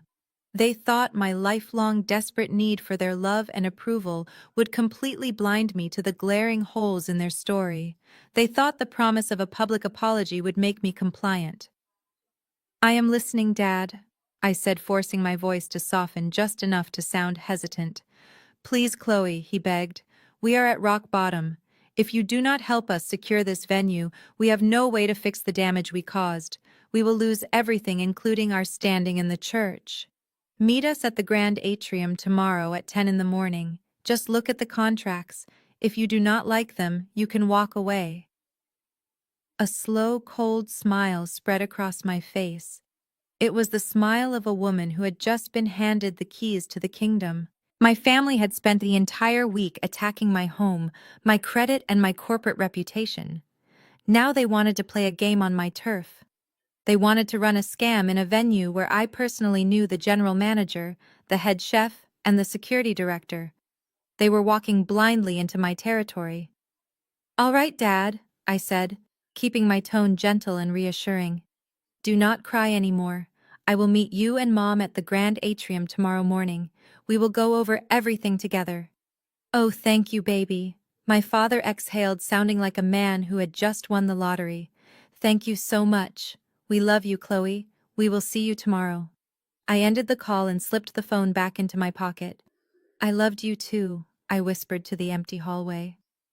I took a deep breath, squared my shoulders, and walked back into my conference room to finish my workday. Tomorrow, I was going to help my parents plan an event. And it was going to be an event that none of them would ever forget. The sunlight poured through the massive vaulted glass ceilings of the Grand Atrium, casting long shadows across the imported marble floors. It was a breathtaking space designed for the absolute elite of Atlanta. It was also a space I knew intimately, having orchestrated million-dollar corporate galas within these very walls. Sitting at a small polished tasting table in the center of the empty ballroom, my parents looked incredibly small. Thomas pushed a thick ivory folder across the table toward me. His hands were visibly trembling. "Thank you for coming, Chloe," he murmured, keeping his eyes cast downward. "We know we do not deserve your help, but we just want to make things right. We invited the church elders and the community leaders. We are going to publicly apologize for the misunderstanding and show everyone that our family is united and healed." Evelyn nodded vigorously, dabbing the corners of her dry eyes with a tissue. "We cut them off, Chloe," she said, her voice dripping with manufactured sorrow. "Jasmine and Preston are gone. We see clearly now. We just need you to look over these vendor contracts because the venue manager said a licensed coordinator has to sign off for the deposit to be waived. Please, baby, just help us clear our name." I did not reach out to comfort her. I simply pulled the ivory folder toward me and flipped it open. The first page was a layout schematic for the ballroom. I scanned the floor plan and my eyes immediately caught the table count. They had requested 20 round tables seating 10 people each. I kept my face perfectly blank, but my mind went on high alert. 200 people was not a small, intimate gathering. That was a full-scale production. I turned to the second page. It was a preliminary contract for the catering and bar service. Prime rib champagne fountains imported floral centerpieces. They were attempting to book the highest tier package the venue offered. But it was the third page that made my blood run absolutely cold. It was the ticketing and donation gateway agreement. My parents were not just inviting people to an apology dinner. They were charging a minimum donation of $500 per plate. And buried at the very bottom of the page in the fine print, under the billing and beneficiary section, I saw the routing information. The funds were not going to a community charity. They were not going to the church. They were being routed to an LLC registered under the name Apex Logistics Solutions. It was Preston's dummy corporation. I stared at the black ink on the white paper, feeling a profound sense of clarity wash over me. They had not kicked Jasmine and Preston out. They had not seen the light. This entire apology event was a massive fraudulent gala. They were using the guise of a family reconciliation to crowdsource $100,000 from our own community. They were going to use the church elders and our extended family to secretly pay off Preston's gambling debts before he was indicted for federal wire fraud. And they wanted me to sign the liability waiver because I could get the venue deposit completely wiped using my corporate credentials. They were trying to make me the legal guarantor of a federal financial scam against my own people. I looked up from the folder. Thomas and Evelyn were watching me with wide, innocent eyes. They truly believed I was stupid enough to fall for it. They thought my lifelong desperation for their validation would completely blind me to their grift. They thought the promise of a public apology would make me compliant. "This looks very organized," I said, forcing a warm, reassuring smile onto my face. "In fact, I think this is exactly what the family needs right now. You two look so tired from all this stress. You have been carrying such a heavy burden." Evelyn let out a loud, dramatic sigh of relief, pressing her hand to her chest. "Oh, Chloe," she gushed, leaning forward. "I knew you would come through for us. You have always been such a good daughter. God will bless you for this." We were so worried about the vendors. "Why do you not go home and rest?" I told them, sliding the folder into my briefcase. "I will take over from here. I will handle all the vendor contracts, the catering, and the guest list. Leave everything to me. You just focus on writing your speech for Saturday night." Thomas stood up looking like a man who had just been saved from the gallows. "Thank you, baby," he said, his voice thick with fake emotion. "We will see you on Saturday." I sat at the tasting table and watched them walk out of the ballroom arm in arm. They were probably congratulating themselves the entire walk to their car, thrilling in the fact that they had manipulated the family mule one more time. I waited until I saw their vehicle pull out of the VIP parking lot through the glass doors. The moment they were gone, the warm smile vanished from my face. I picked up my briefcase and walked straight to the grand staircase heading up to the executive offices. I knocked twice on the heavy mahogany door of the general manager's office. Sterling was a sharp, no-nonsense man who had worked with my firm for years. "Come in," he called out.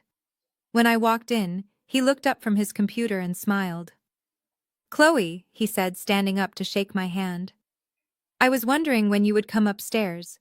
Your parents were quite insistent that you would be taking over their account." I took a seat across from his desk. "Sterling," I said, keeping my voice strictly professional, "I am taking over the account, but I need to invoke my firm's master contractor clause for this event." Sterling's eyebrows raised slightly. "That gives you complete legal and financial control over the booking," he noted. "Exactly," I replied. I need to change the payment gateway immediately.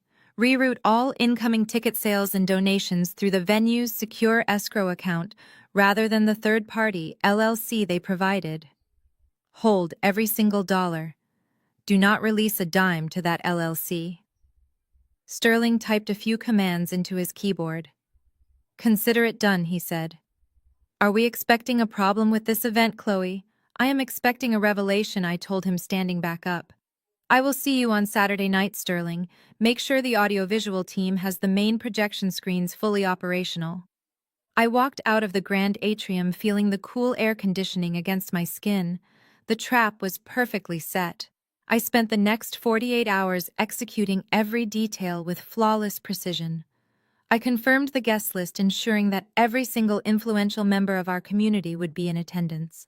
I even made a discreet phone call to Julian, the venture capital analyst, to ensure that Preston's angry investors received anonymous VIP invitations to the gala. Saturday night arrived quickly. The Atlanta air was thick and humid, but inside the grand atrium, the atmosphere was nothing short of magical. I arrived early to coordinate with the staff, but I stayed completely out of sight, observing the arrival of the guests from the darkened VIP balcony overlooking the main floor. The ballroom was transformed into a vision of luxury. Crystal chandeliers cast a warm golden glow over the white linen tables. 200 members of our community, church elders, local business owners, and extended family members poured through the doors, dressed in their finest evening wear. They were here to witness a family heal. They were here to support what they thought was a noble cause. Then I saw them. Standing near the grand entrance were Jasmine, Preston, Thomas, and Evelyn. They were dressed impeccably, playing the perfect united family. Jasmine was wearing a stunning emerald silk gown, smiling brightly as she hugged our aunts and uncles. Preston was standing right beside her, shaking hands and collecting thick envelopes of cash donations that people had brought to support his fake community fund. My parents were beaming, soaking in the respect and admiration of their peers, looking like absolute royalty. It was a flawless performance. They were standing at the very peak of their pride, counting the thousands of dollars flowing into their hands, completely unaware that the floor was about to drop out from underneath them. I stood in the shadows of the balcony, gripping the master microphone in my right hand, waiting for my cue. Down on the main floor, Preston stepped up to the front podium. He tapped a silver spoon against his crystal champagne glass. The sharp clinking sound cut through the low hum of conversation. The 200 guests began to quiet down, turning their attention toward the stage. Jasmine stood proudly by his side, beaming like a beauty queen. Thomas and Evelyn took their places right behind them, looking like the perfect supportive parents. "Thank you all so much for being here tonight," Preston began, his voice booming through the state-of-the-art sound system. He gripped the edges of the podium, leaning forward to project an image of confident leadership. "Family is the foundation of our community. And tonight, we are not just celebrating Thomas and Evelyn's beautiful marriage. We are launching a new initiative to support local entrepreneurs. Your generous donations tonight are going to build true generational wealth for our future." I looked at the audio technician stationed in the sound booth across the balcony. I gave him a single sharp nod. The technician flipped a switch. Preston's microphone went completely dead right in the middle of his next sentence. Preston tapped the top of the mic a few times, looking confused. "Hello," he said, leaning closer. "Can we get the sound back, please? I think we have a technical difficulty." I flipped the switch on my own master microphone. My voice echoed across the massive ballroom, crisp, clear, and dripping with absolute authority. "Good evening, everyone," I said. 200 heads snapped up toward the VIP balcony. Jasmine gasped and dropped the stack of envelopes she was holding. Evelyn covered her mouth with both hands. Preston's face instantly turned the color of chalk. "I am Chloe." I continued stepping out of the shadows and walking slowly down the curved grand staircase toward the main floor. Thomas and Evelyn's daughter, and the official event coordinator for tonight. I hope you are all enjoying the champagne because unfortunately this entire event is entirely fraudulent. A wave of shocked murmurs rolled through the crowd. I reached the bottom of the stairs and walked right past my freezing, terrified family. I stopped directly in the center of the ballroom floor, commanding the space. If you turn your attention to the main projection screens behind the stage, you will see exactly why we are all here, I announced. The two massive 20-foot screens dropped down from the ceiling with a heavy mechanical hum.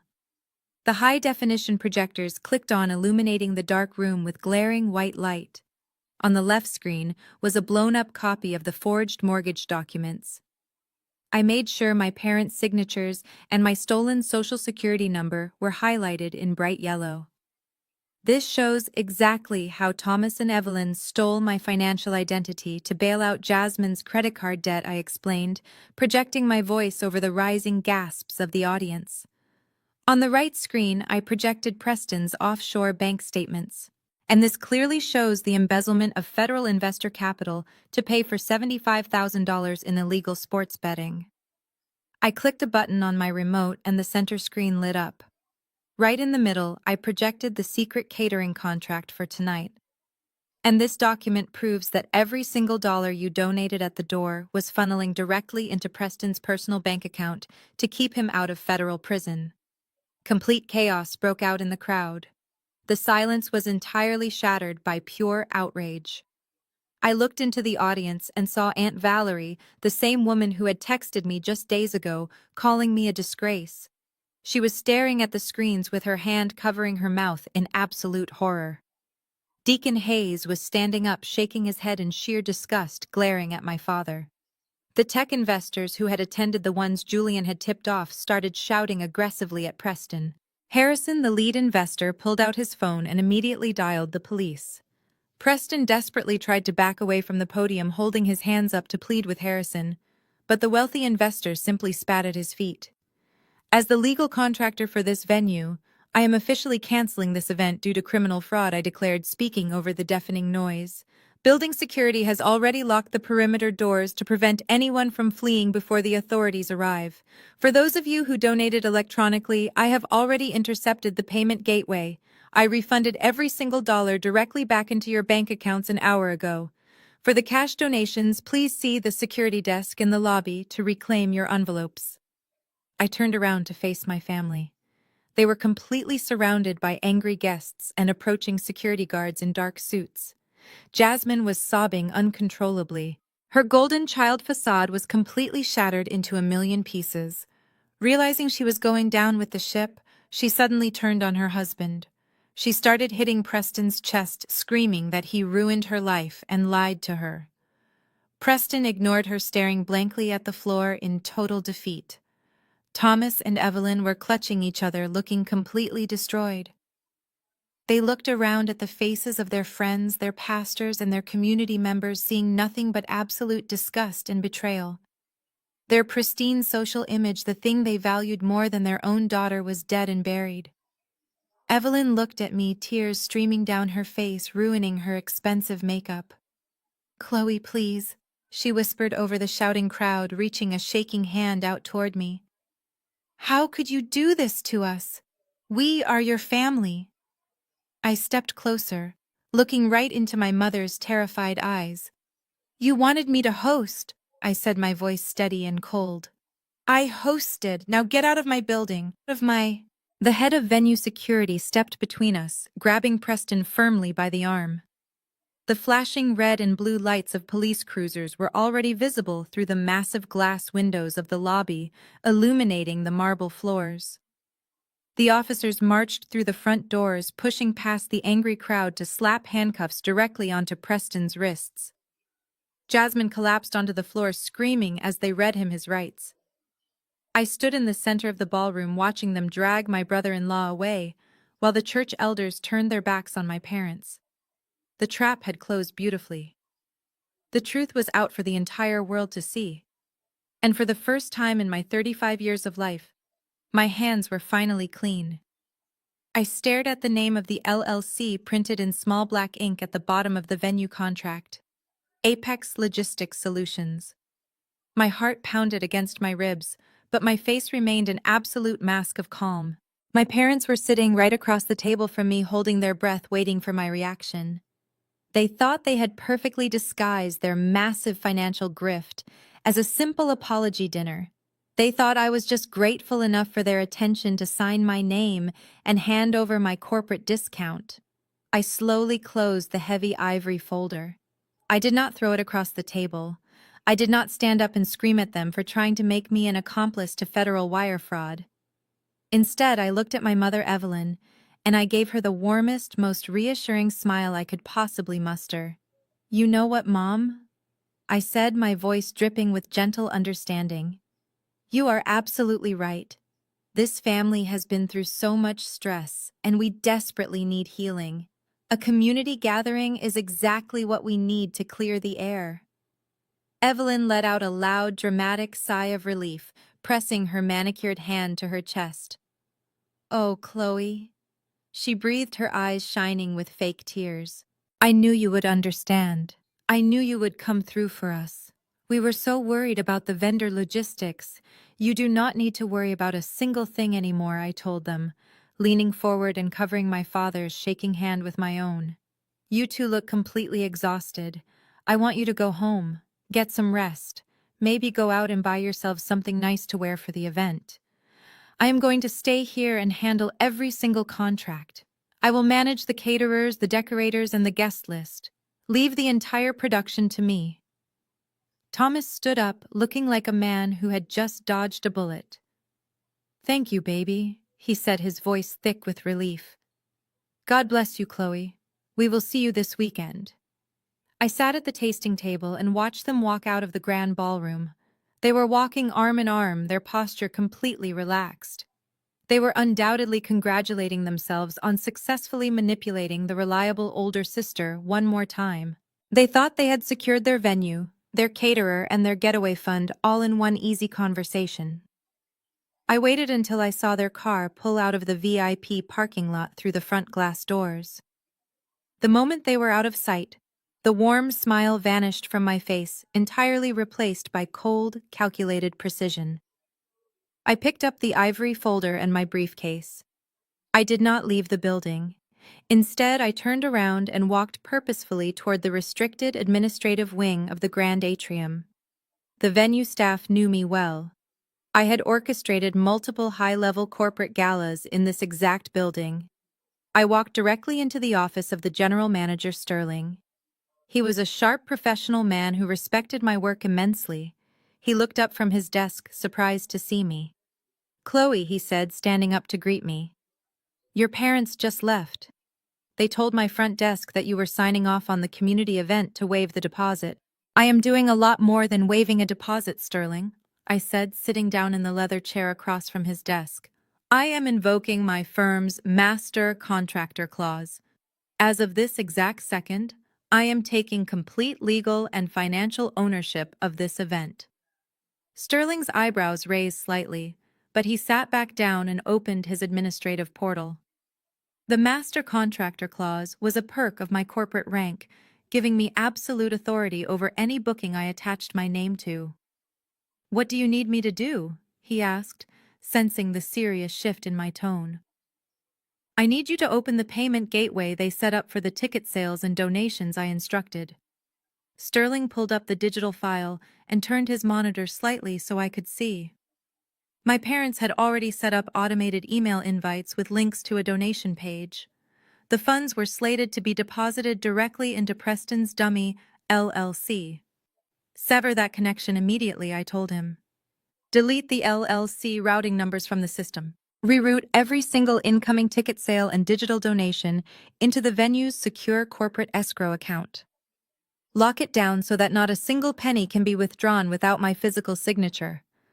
Sterling typed, rapidly executing the command. "Done," he confirmed. "The money is locked in our vault."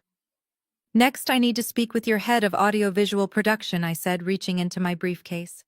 I pulled out a sleek silver flash drive. I had spent all night loading this drive with high-definition scans of the forged mortgage documents my parents signed, the bank statements proving Preston's embezzlement, and the secret catering contract I was currently holding. I walked down the hall to the AV control room. I sat down with the lead technician and handed him the drive. I gave him highly specific instructions.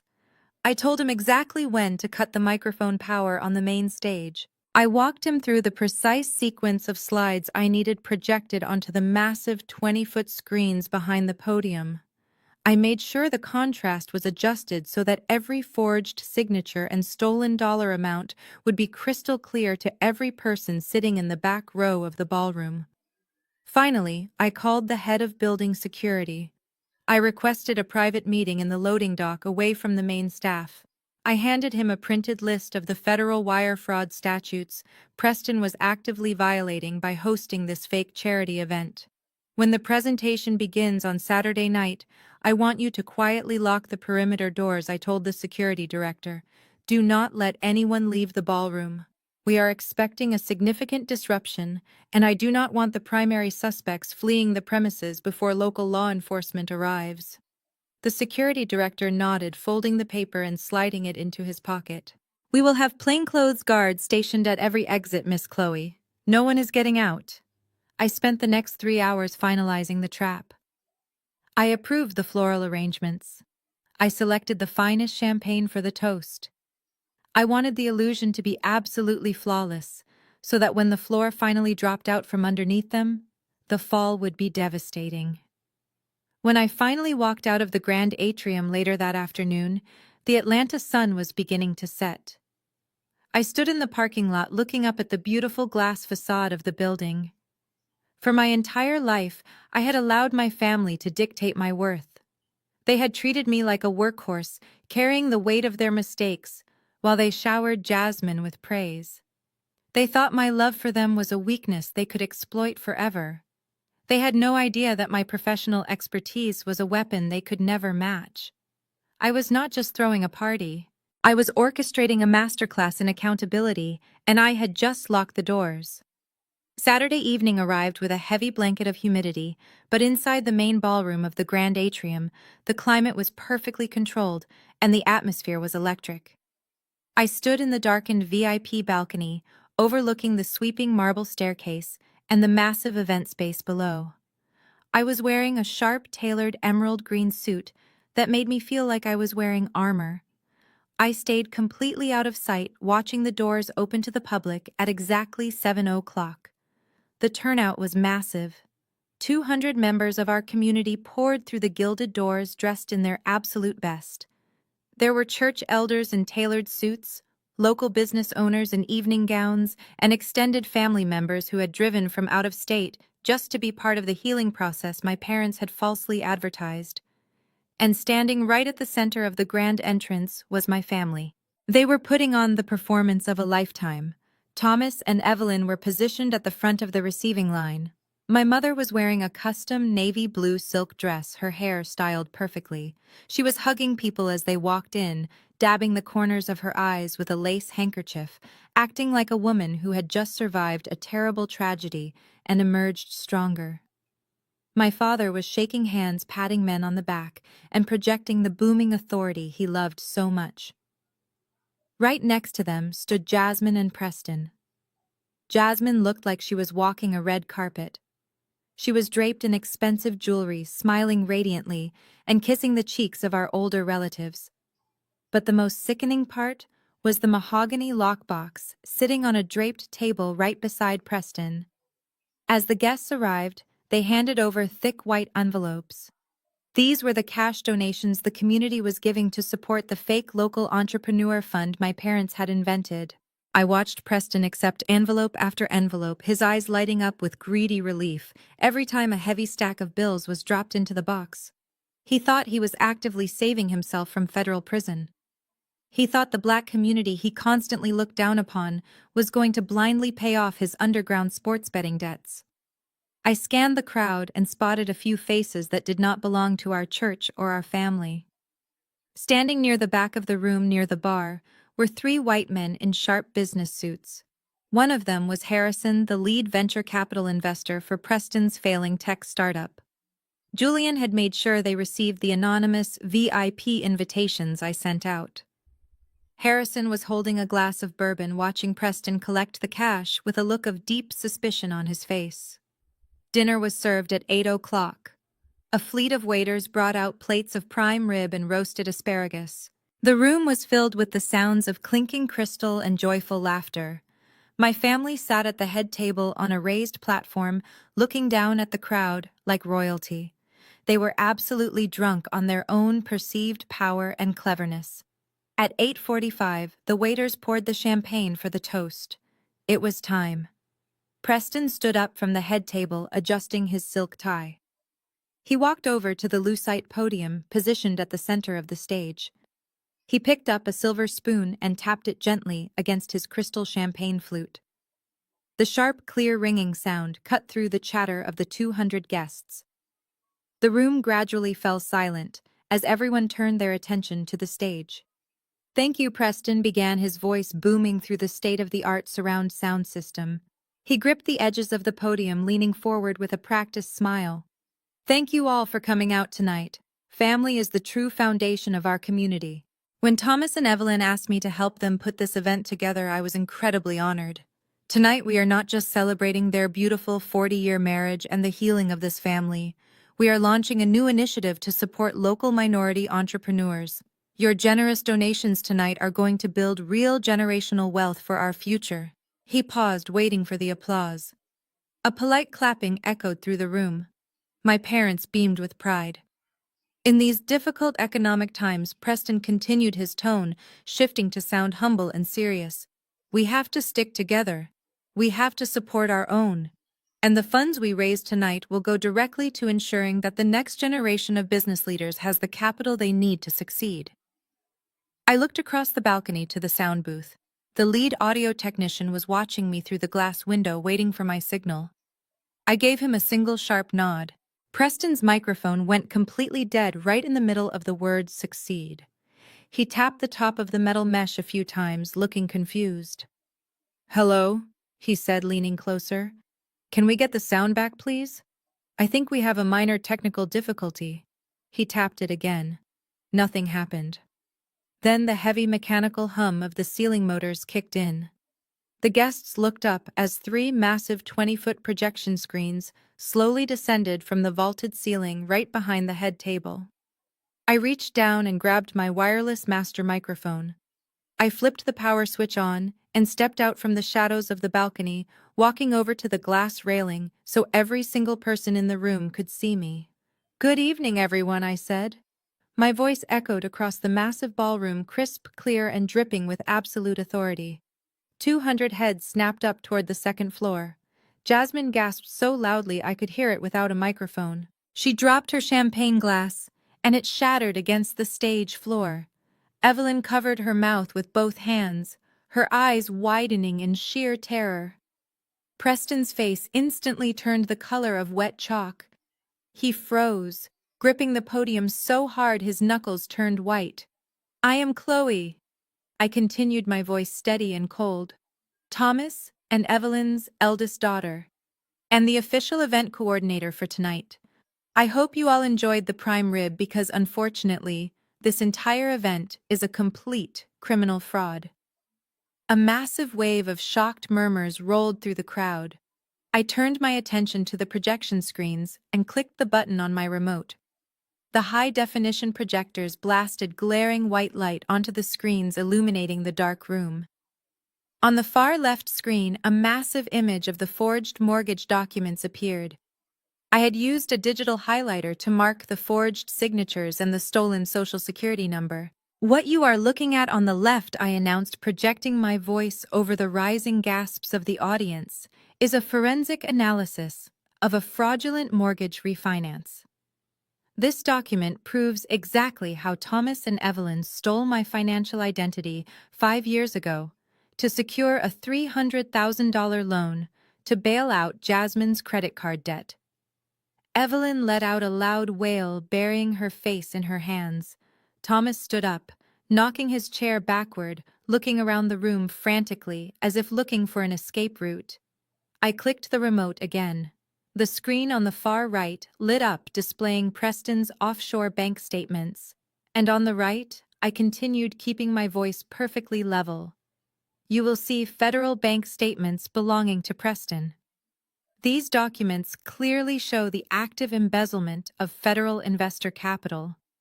He did not lose his startup funding in a bad market. He stole it to pay for $75,000 in illegal underground sports betting debts." Complete chaos broke out in the crowd. The polite silence was entirely shattered by pure outrage.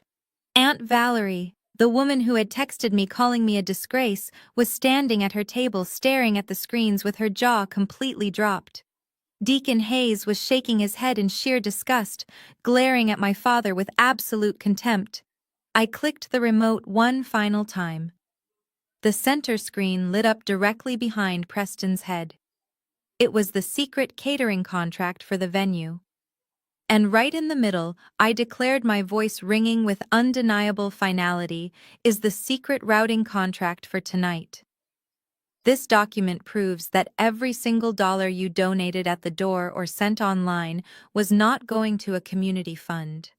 It was funneling directly into a dummy LLC registered to Preston to keep him out of federal prison. You were invited here tonight to be robbed. The room exploded. The church elders stood up, shouting in anger. But the loudest voice came from the back of the room. Harrison, the lead tech investor, pushed his way through the crowd, pointing aggressively at Preston. "You son of a bitch!" Harrison roared. He pulled out his cell phone and immediately dialed the police. "Do not let him move," he yelled to the other men at his table. Preston desperately tried to back away from the podium, holding his hands up in a pathetic attempt to surrender, but there was nowhere for him to go. He was completely trapped on the stage. As the legal master contractor for this venue, I am officially canceling this event due to criminal fraud, I announced, speaking over the deafening noise. I have instructed building security to lock the perimeter doors to prevent anyone from fleeing before the authorities arrive. For those of you who donated electronically, I intercepted the payment gateway this afternoon. I have already refunded every single dollar directly back to your original payment methods. For the cash donations, the mahogany lockbox has already been secured by the venue staff and will be handed directly over to the police as evidence. I looked down at the stage. My family was completely surrounded by angry guests, demanding answers. Jasmine was sobbing uncontrollably, her perfect golden child facade shattered into a million irreparable pieces. Realizing she was going down with the ship, she suddenly turned on her husband. She started hitting Preston's chest, screaming that he ruined her life and humiliated her. Preston ignored her, staring blankly at the floor in total absolute defeat. Thomas and Evelyn were clutching each other, looking completely destroyed. They looked out at the faces of their friends, their pastors, and their community members, seeing nothing but absolute disgust and betrayal. The pristine social image they had valued more than their own flesh and blood was dead and buried. They were ruined. Evelyn looked up at the balcony, tears streaming down her face, ruining her expensive makeup. She met my eyes and mouthed the word please. I stared back at her, feeling absolutely nothing. No pity, no sadness. Just the cool, clean air of a woman who had finally cut the anchor from her neck. I leaned into the microphone one last time. "You wanted me to host," I said, my voice dropping to a dangerous whisper that echoed through the entire venue. "I hosted. Now get out of my building." The heavy wooden doors of the ballroom swung open, and a dozen uniformed police officers marched inside, led by the head of venue security. They moved straight past the angry crowd and walked directly up onto the stage. The red and blue lights from their squad cars flashed through the massive lobby windows, casting wild shadows across the walls. I stood in the balcony and watched as they pulled Preston's arms behind his back and clamped the cold steel handcuffs around his wrists. The metallic click of the handcuffs echoed through the stunned silence of the ballroom. Preston did not fight back. The arrogant tech founder who had tried to physically intimidate me in my own dining room was completely gone. He let his head hang low as two police officers turned him around and marched him off the stage. Jasmine scrambled to her feet, the bottom of her expensive emerald silk gown catching and tearing on the heel of her shoe. She chased after the officers, her voice cracking as she screamed at her husband. "You lied to me!" she shrieked, hitting his shoulder as the police pulled him away. "You told me we were rich. You ruined my life, you stupid, pathetic loser." Preston did not even look at her. The police escorted him through the center aisle of the ballroom. As they passed the tables, our extended family and the church elders physically turned their backs to them. No one offered sympathy. No one offered to pray for them. The people they had tried to con looked at them with absolute stone-cold disgust. The venue security guards stepped up onto the stage, surrounding my parents. Thomas and Evelyn were still clinging to each other, trembling like leaves in a hurricane. "Sir, Mom," the lead guard said firmly, pointing toward the exit. "You need to leave the premises immediately." My father tried to straighten his jacket, trying to summon one last ounce of his signature pride. "Do not touch me," he muttered, his voice wavering. "We are leaving." They walked down the aisle, following Jasmine's hysterical sobs. I watched from the balcony as the heavy glass doors of the lobby swung shut behind them. I did not follow them out, but the exterior security cameras fed directly to my tablet gave me a clear view of the VIP parking lot. The humid Atlanta night air wrapped around them as they stood on the asphalt. The police had already placed Preston into the back of a squad car and sped off, leaving Jasmine standing alone in her torn dress, crying frantically into her hands. She had no money, no credit cards, and a husband facing federal prison. The golden child was finally completely, entirely broke. Thomas and Evelyn stood a few feet away from her, staring blankly at the line of luxury cars pulling out of the parking lot. The church elders drove past them. Aunt Valerie drove past them. Deacon Hayes drove past them. Not a single person rolled down their window. Not a single person offered them a ride or a word of comfort. The community they had prized above their own daughter's well-being had completely and permanently shunned them. They were left standing under the harsh yellow glow of the streetlights, clutching nothing but their ruined reputation. 6 months passed. The silence that followed that night was the most beautiful sound I had ever experienced. The Federal Banking Commission moved swiftly. My parents' house was officially foreclosed on within 60 days. With no savings and their credit utterly destroyed by the fraud investigation, they were forced to pack up 40 years of belongings and move into a cramped one-bedroom apartment on the outskirts of the city. Jasmine filed for divorce the very next week, but it did not save her. Preston was indicted on multiple counts of federal wire fraud and embezzlement. His assets were entirely frozen, which meant Jasmine's accounts were frozen too. She was forced to sell her designer bags and her luxury vehicle just to afford a cheap divorce lawyer. Last I heard, she was working the reception desk at a local gym, complaining to anyone who would listen about how the world had treated her unfairly. As for me, the executive board at my firm called me into a private meeting the Monday after the gala. Richard, my boss, had reviewed the way I handled the crisis and protected the venue from a massive federal scam. They did not fire me for the public spectacle. They promoted me.